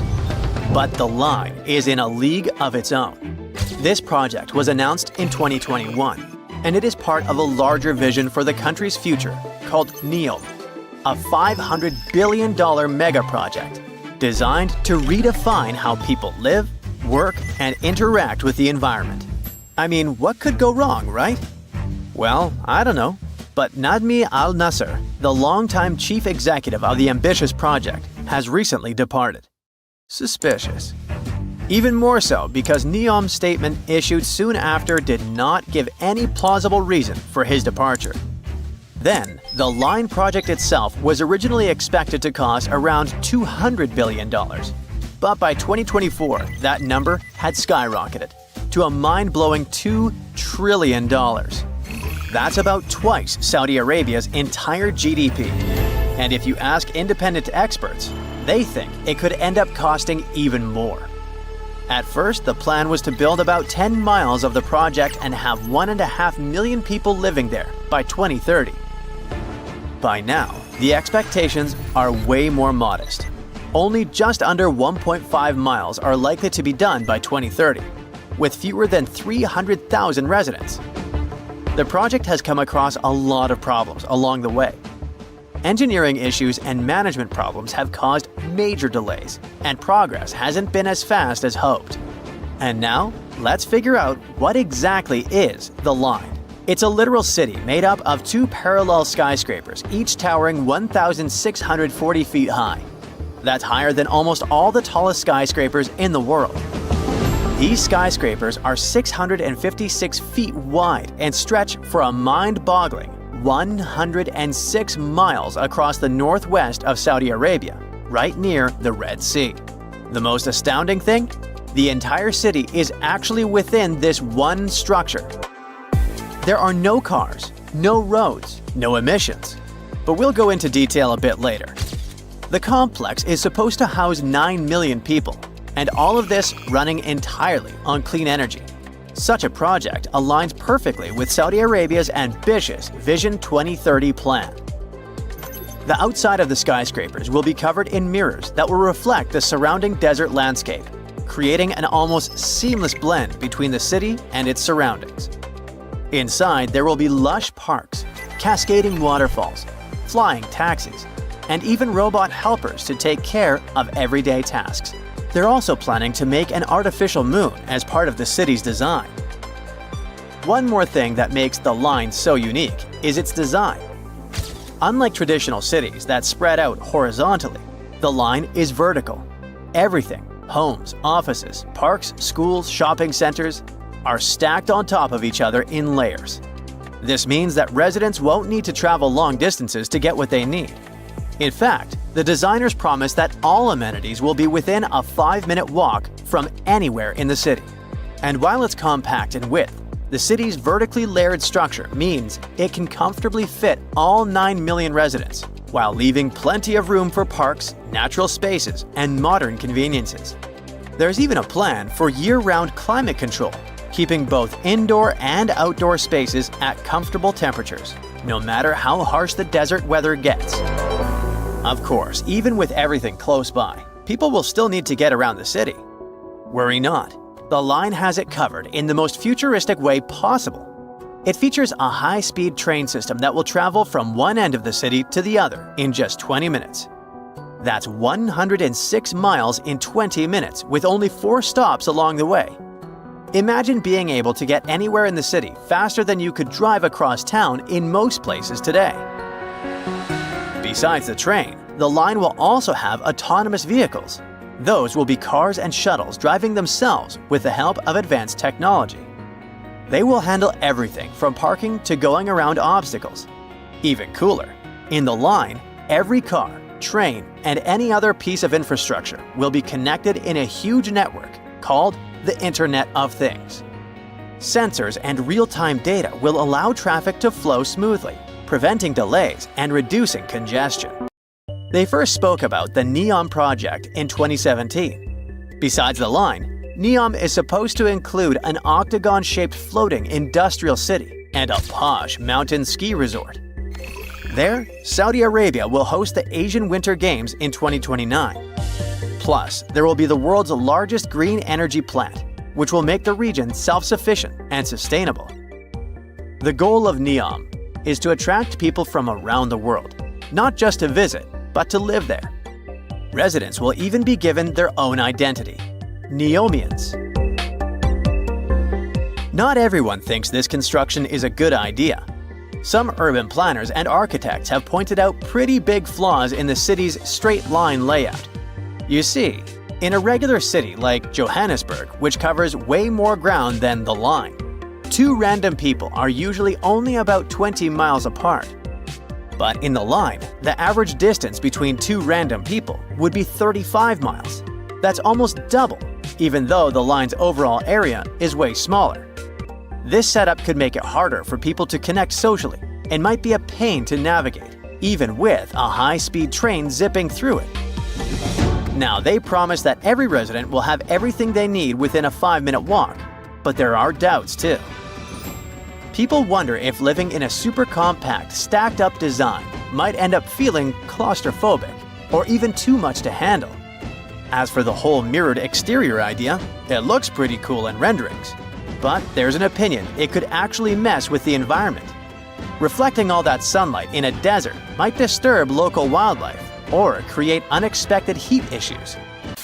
The line's high-tech features sound amazing, but they come with their own set of headaches. The city is supposed to run on the Internet of Things tech and autonomous vehicles. Sounds awesome, right? But how are they going to pull that off for a 106-mile-long city? For things to run smoothly, every piece of tech, cars, trains, infrastructure, needs to be perfectly in sync, sharing tons of real-time data. If there's even a tiny glitch, it could throw a wrench into daily life for millions of people. Then there's that high-speed train. It does sound like a dream, but actually building and keeping it running in the middle of a desert is not so easy. The heat, shifting sands, and wear and tear on the tracks could cause big delays and rack up costs pretty quickly. People around the world are questioning if the line is even doable. The first inhabitants were supposed to start living there by 2030, but there are reports about scaling the project back, so that deadline feels like a big stretch. There's also a sustainability issue. The line is supposed to have zero emissions and 100% clean energy. But building something so massive is bound to take tons of resources. With all these challenges, Saudi Arabia is looking into new ways to fund the line and figure out which parts of their Vision 2030 projects to prioritize. An insider has recently said that some projects might go ahead as planned, while others could be delayed or scaled down. This lines up with what Ali Shahabi, who's on NEOM's advisory board, has said. He admitted that the Vision 2030 goals were always meant to be super ambitious. Like, almost too ambitious. But he argued that even if they only pull off part of it in time, it'll still be a big deal. If you ever fly over the deserts of southern Peru, you'll notice distinct white lines against the rusty red background. Look closer, and you'll see some clear shapes. Straight lines, rectangles, triangles, swirls. It seems like they're parts of huge drawings. You notice a monkey, a whale, a condor, a hummingbird, and whatnot. The lines were created more than 2,000 years ago by the people of the Nazca culture. Thanks to a dry climate and strong winds in the desert, most of the Nazca Lines are visible today. To create them, the Nazca people removed the top layer of pebbles and revealed the soil beneath the ground. The color of the soil changes from reddish-brown to yellowish-gray, so the lines always look different. It looks like the creators of the lines started with small-scale models and increased the proportions to create full-scale designs. Scientists have tried to decipher the meaning of the Nazca Lines ever since they were first discovered in the 1920s. But the first mention of the lines was actually much earlier, in the 16th century Chronicle of Peru, where they were described as trail markers in the desert. Since you can't really study the lines and their symbolism from the ground, the lines became world famous only in the 1930s with the advent of commercial planes. A decade later, American professor Paul Kosak was doing his research on the lines and noticed one interesting thing. When he looked up from the line, it was pointing directly at the setting sun. It happened one day after the winter solstice, and the scientists concluded that the lines must be the largest astronomy book in the world. German scientist Maria Reiche, who got the nickname the Lady of the Lines, supported the theory that the geoglyphs served as a calendar and had some sort of astronomical purposes. She dedicated 40 years of her life to studying the lines and swept them inch by inch. She also moved into a small house close to the lines to protect them from unwanted visitors. Then in the 1970s, American researchers called the astronomy-related theory into question. They noted that in a region like Nazca, one of the driest places on Earth with only around 20 minutes of rain per year, water is a real treasure, and the straight lines and trapezoids must have had something to do with it. They could be pointing at locations for rituals that the local people organized to obtain water and make crops more fertile. The images of animals in the Andes region are also related to water. Spiders are thought to be a sign of rain. Hummingbirds stand for fertility, and monkeys living in the Amazon symbolize an abundance of water. In more recent years, The Nazca Lines have become the research ground for archaeologists from Yamagata University. They're using high-resolution aerial photography and drones to discover and catalog geoglyphs. The team has identified a total of 358 geoglyphs so far, and 168 out of them in 2022 alone. They found images of humans, camelids, birds, orca whales, cats, and snakes, most likely created between 100 BCE and 300 CE. Some of the images are around 10 to 20 feet long, so it's no wonder no one was able to detect them before. The largest geoglyphs, by comparison, are 1,200 feet across, which is about the height of the Empire State Building. The researchers believe the Nazca Lines were used as a form of communication in the desert. The linear ones pointed the direction from valley to valley. The ones drawn on slopes seem to have been drawn along ancient pathways between settlements. The scientists now plan to find patterns in the geoglyphs depending on their distribution. They use artificial intelligence to analyze the images. The AI generates designs that are likely to be painted in the desert, and the team then checks if they're actually among the Nazca Lines. Another famous Peruvian geoglyph is a candelabra, slightly taller than the Washington Monument. You can find it on a seaside hill in the Paracas Peninsula. Researchers managed to establish the approximate age of the candelabra by analyzing the nearby artifacts. It looks like it dates back to around 200 BCE. The drawing is etched deep into the sand, and it was never meant to look like a candelabra. One theory says that the drawing was supposed to resemble the trident of an Incan deity to please it. Another popular theory is that sailors used it as a beacon for navigation. Effigy Mounds National Monument on the Mississippi River has 195 known Native American mounds. Most of them are conical in shape, and there are also several that look like birds, deer, turtles, bears, and panthers. Scientists have established that the mounds date back to around 450 BCE, and the images are somewhat younger. A study of the mounds found some copper, bone, and stone tools. The builders' descendants say that the mounds served as ceremonial sites. This story is passed down from generation to generation.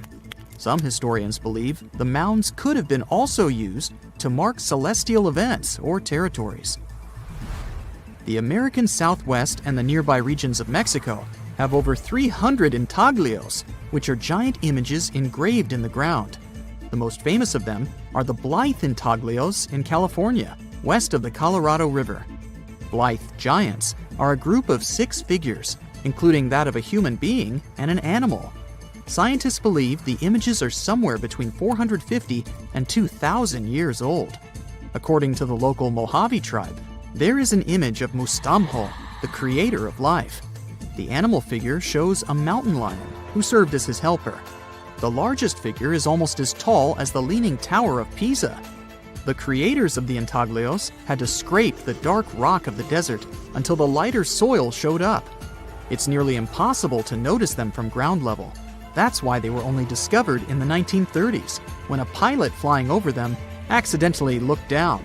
The best way to see the giants is still from a helicopter. Kazakhstan can boast its own Nazca Lines, a cluster of around 260 earthworks in the north of the country.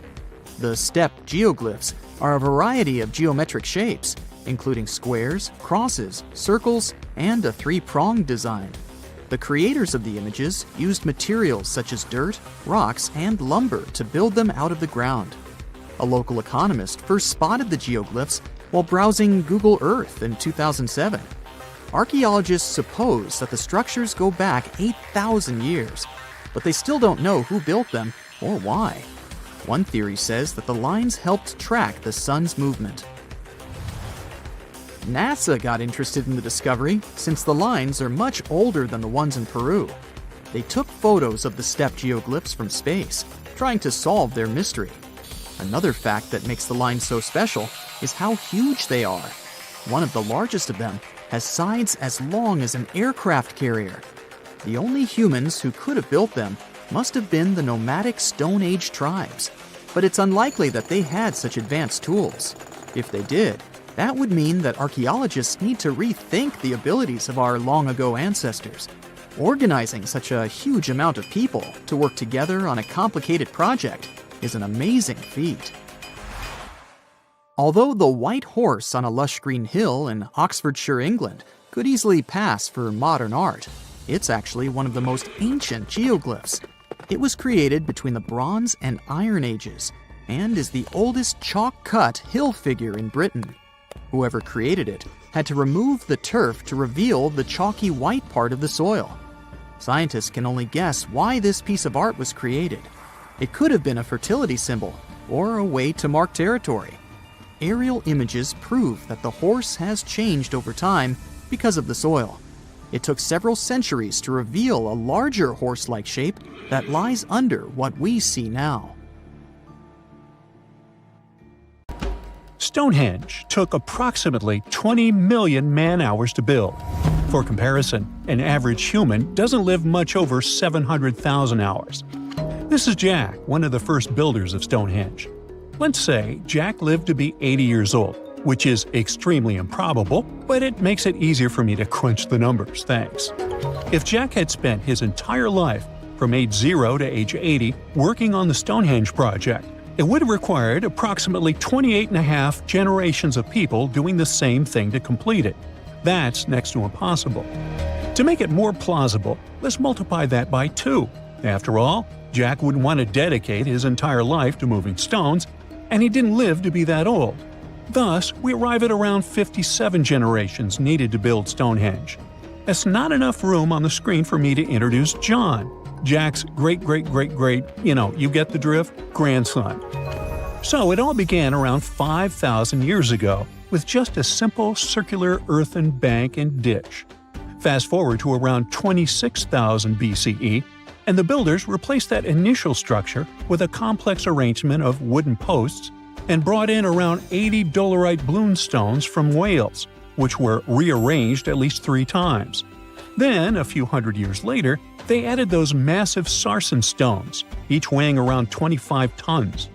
These enormous sandstone blocks were transported about 19 miles to create a continuous outer circle, with 5 trilithons, 2 upright stones topped with a lintel, forming a horseshoe shape inside.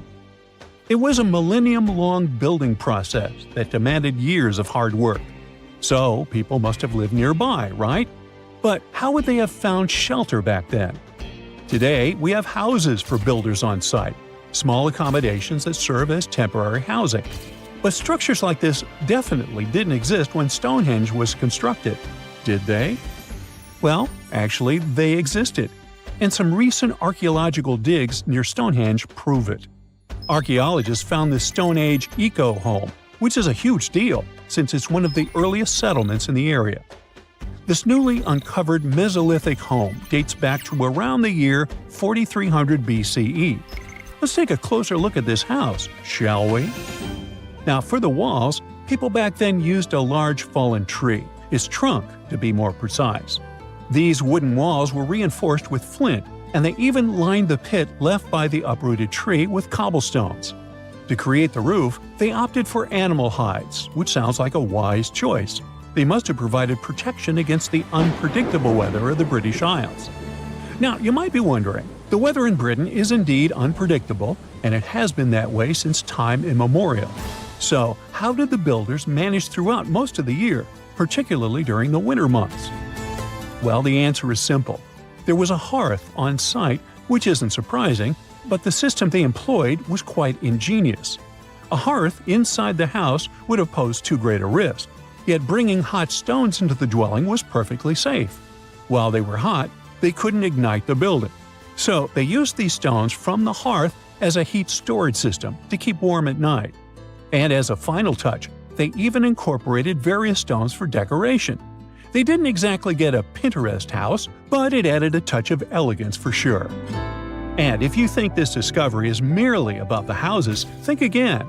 It significantly changes our understanding of how people lived during that time. This discovery places them in an important prehistoric setting right at the start of the Neolithic area, sparking some interesting questions about whether these early folks could be related to the people who built Stonehenge. But there's a big worry. Experts are concerned that this significant find, along with other buried archaeological sites, could be at risk if the authorities go ahead with plans to build a tunnel to reroute the A303 away from the World Heritage Site.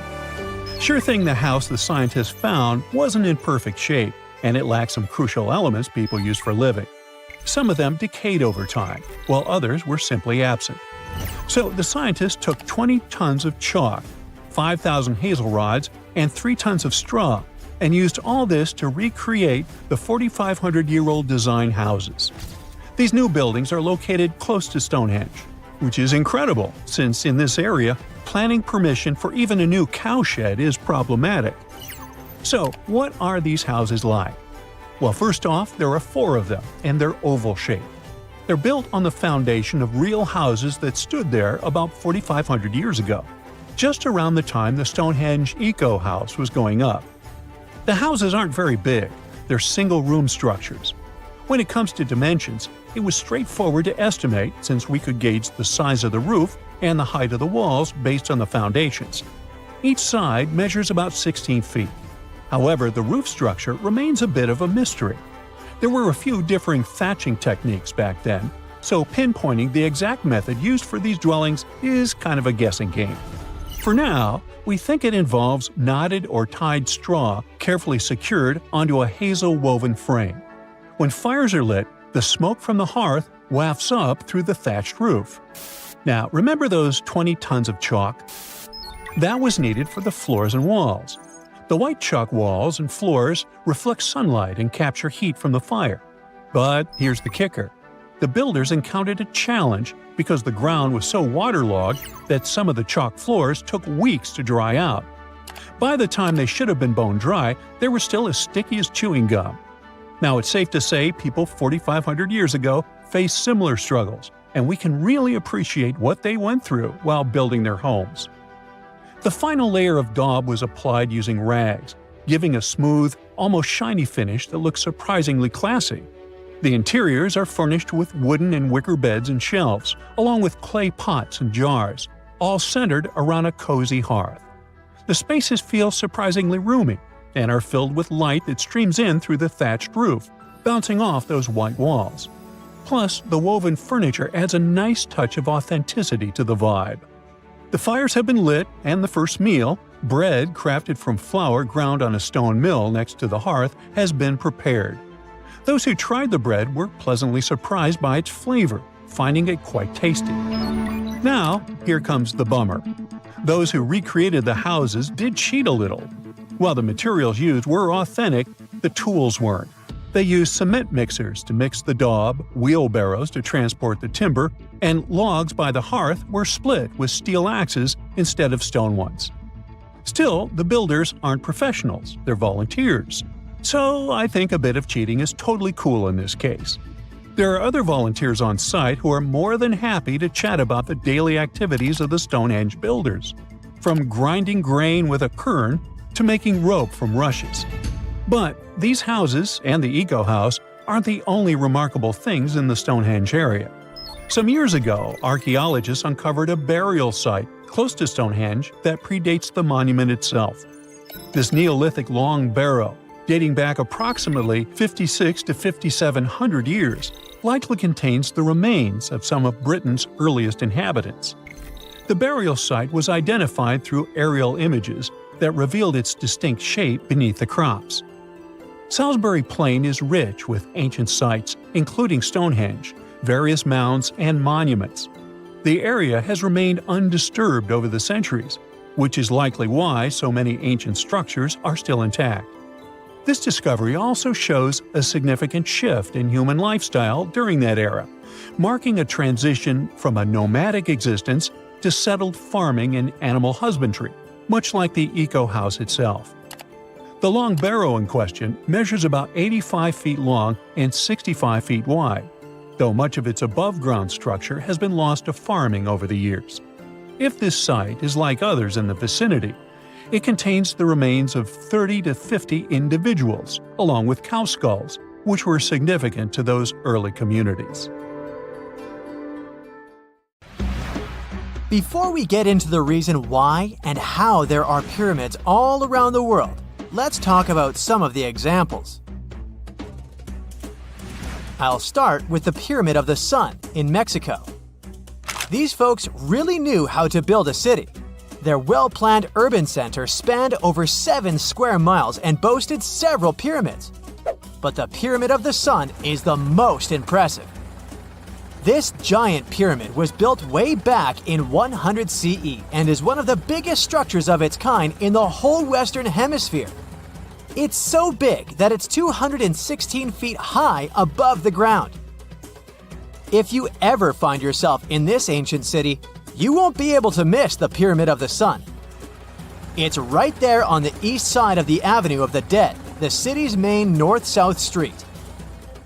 To build this incredible pyramid, around 1 million cubic yards of material were used, including a special kind of red volcanic rock called hued tizontal.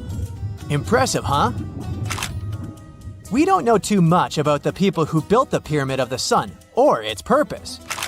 But archaeologists believe there was once a temple on top of it. When explorers went below the pyramid in the 1970s, they found a bunch of cool tunnels and chambers. In 2011, they even found a secret stash of clay pots, obsidian pieces, animal bones, human figurines, and a mask. Who knows what other secrets the pyramid is hiding? If you decide to see this one, you must climb the pyramid using the 248 uneven steps on the west side. Watch your step. Sudan got some pyramids too. Nubian pyramids aren't as big as the ones in Egypt, but they still got around 200 of them. These ancient pyramids have been home to the tombs of the pharaohs of the Meroitic Kingdom for almost 1,000 years, who ruled Egypt from Nubia to the Mediterranean Sea. The pyramids at Meroe were constructed using granite and reddish sandstone.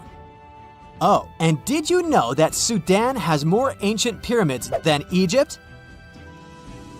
The Kushite pyramids depict the indigenous architecture and burial traditions of Nubia's Napata and Meroe kingdoms, which ancient Egypt influenced. Meroe, the burial site of over 40 queens and kings, is the most extensive Nubian pyramid site. The tomb walls depict mummified royals bedecked in jewelry, their wooden caskets containing bows, quivers of arrows, and other artifacts pointing to the Meroitic relationship and trade with Egyptian and Greek civilizations. So if you're looking for some ancient tombs to explore, you may consider skipping the crowds in Egypt and heading on down to Sudan. Let's fly to Iraq to see some more pyramids. Ziggurats have fancy receding layers and tiered temples. Instead of a smooth exterior, it has tiers like a cake. Perfect for all the important work and rituals that went on inside. You can find these towering structures scattered throughout Iraq and Iran, and they're a real testament to the power and skills of the people who built them. One of the biggest and most impressive ziggurats is the Ziggurat at Ur. It's basically a giant rectangular pyramid that stands a whopping 70 to 100 feet tall, with 3 levels of terraces and a temple on top. Can you imagine how many baked bricks it took to build that thing? Try 720,000 for just the lower portion. This particular ziggurat was built for Sumerian king Ur-Nammu. Similar to other ones, this pyramid has been around for thousands of years, so it got a little rough around the edges. Thankfully, the Babylonian king Nebuchadnezzar II and some archaeologists came to the rescue in the 6th and 20th centuries respectively. And now, you can find this near Talil Air Base. The ziggurat at Ur was built in 2100 BCE by King Ur-Nammu for the moon deity Nana. It was the tallest building in the city, and you could see it from miles around. It was like the medieval cathedral spire of its day. People would come here to bring their agricultural surplus and get their food allotments and seek spiritual nourishment. Sadly, the Nana temple at the top of the ziggurat didn't survive. but we do have some blue glazed bricks that may have been part of its decoration. The lower parts of the ziggurat are pretty amazing though. The architects even included holes in the temple's baked exterior to let the water evaporate from its core. Since we explored some of the pyramids on our planet, let's take a broader perspective. They can be found in many parts of the world. Egypt has over 100 pyramids, double that number in Sudan, and dozens of others are scattered in the Middle East and China. The Americas have the most pyramids in total, with more pyramids than the rest of the world combined. These pyramids are located in Mexico, Guatemala, Honduras, and El Salvador. Time to know more about the evolution of pyramids through history. The oldest pyramid is in Egypt. This pyramid was a step pyramid, which was created by placing one layer of stone on top of another. The pharaoh Sneferu is credited with creating the pyramid shape we recognize today. During his 45-year reign, he built 3 pyramids. His first 2 attempts failed, but he finally got it right with the Red Pyramid, which is considered the first true pyramid. It was Sneferu's son, Khufu, who built the Great Pyramid of Giza, which was the tallest human-made structure on Earth for almost 4,000 years. Latin American pyramids are similar to early Egyptian step pyramids, but they were built independently, with no knowledge of each other. The pyramids in Sudan were built around 700 BCE and are tall but much narrower than those in Egypt. How in the world did all these civilizations build these things without even texting each other? After all, the Aztecs, Mayans, and ancient Egyptians were about as different as possible. But despite their cultural differences, they all seem to agree on one thing. Pyramids were pretty cool. Step pyramids are all around the world because they were the most feasible and stable way to build large and tall structures without access to lighter building materials like wood and metal. The triangular form with a square base is the best way to build a sturdy structure, and having a cube structure would require more material for less height. Now, when it comes to pyramid design, the Egyptian pyramids were like giant triangles with a square base, smooth sides, and a pointy top. On the other hand, the Aztecs and Mayans went for a tiered cake look, with steps leading up to a flat platform on top. So, while all these pyramids share the same basic shape, they have their own unique flair. Each group built its pyramids using different materials, techniques, and slope angles. So while they may have been inspired by each other's work occasionally, they were just doing their own thing. Egyptian pyramids had smooth, angled sides that were designed to help the pharaoh's soul ascend to heaven. The Pyramid of the Sun was built over a series of caves that served as a passageway for the deities. The Maya built the temple of Kukulkan in Chichen Itza to honor the deity Kukulkan, usually represented by a serpent. Nicknamed El Castillo, it has 91 steps on each side, plus a platform. That's 365 steps, one for each day of the Mayan calendar. Tell me, Brightsiders, how were pyramids built? To begin with, humans made them, not a foreign race from space that landed on Earth. You see, one thing that all pyramids have in common is that they were built without advanced tools or even the wheel. It took a lot of people to build them, including skilled laborers and architects. For example, it's estimated that 20,000 people built the Great Pyramid of Giza, and it's believed that most of them were skilled laborers. Building pyramids was a massive undertaking that required years of planning and effort. The Great Pyramid at Cholula, Mexico, took 600 years to complete. So you're having breakfast at home and wave at the passengers of a plane passing by your house. Ah, another one. You live on the 739th floor of Exceed 4000. It's an entire city contained in one massive skyscraper. It sounds unrealistic right now, but one day it may become a reality. So let's see what we'd need to make it happen. But first, let's browse through the list of once tallest constructions on the planet. The Great Pyramid of Giza, originally standing at 481 feet, used to be the tallest structure ever built by humans for over 3,800 years. The Lincoln Cathedral took this title away from the Great Pyramid only in 1311, winning by just 1 foot. Then, the Washington Monument became the new champion. As people were starting to use steel more and more, the Eiffel Tower became the tallest construction in the world. Then followed the Empire State Building. It didn't keep the title for long, with more and more skyscrapers built across the world. Let's fast forward from here to the current record holder, the Burj Khalifa. It has 163 floors and stands twice as tall as the Empire State Building and around 3 times taller than the Eiffel Tower. On a clear day, you can see it from a distance of 60 miles. It takes a whole 1 minute in a high-speed elevator to get from the ground floor to level 124, where one of the observation decks is located. It took 6 years to finish this beauty, which became one of the symbols of Dubai. Speaking of its location, if you've ever tried building something in the sand, you know how hard it is to make the construction stable. The engineers had to drill 192 holes under the 110,000-ton concrete foundation of this massive construction. They also brought millions of tons of sand from Australia. Yes, they brought extra sand to the desert because the local sand gets doughy, almost like snow, in endless dust storms. The Australian sand is less smooth and has turned into a perfect base for the building. Thanks to the friction between concrete and soil, these piles don't move at all, and the foundation remains solid. Now, the same architect designed another building that is supposed to become the new record holder. The Jeddah Tower in Saudi Arabia is supposed to be almost 600 feet taller than Burj Khalifa. Once finished, the construction, made of 80,000 tons of steel, will host the world's highest observatory. Jeddah Tower will have 59 elevators, and some of them will be double-decker ones.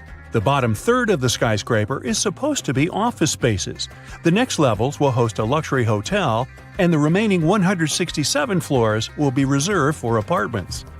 The narrowing silhouette of the building is supposed to help it withstand winds and gravity.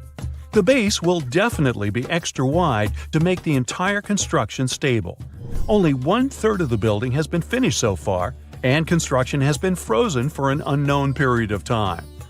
The reasons for this decision don't have to do with geology or climate. Humans have learned to deal with all kinds of soils and conditions. For example, if we want to build our future skyscraper in a seismically active zone, we'd need to make it flexible. Piles can hold the weight of the building, but the concrete pad would stand on huge springs.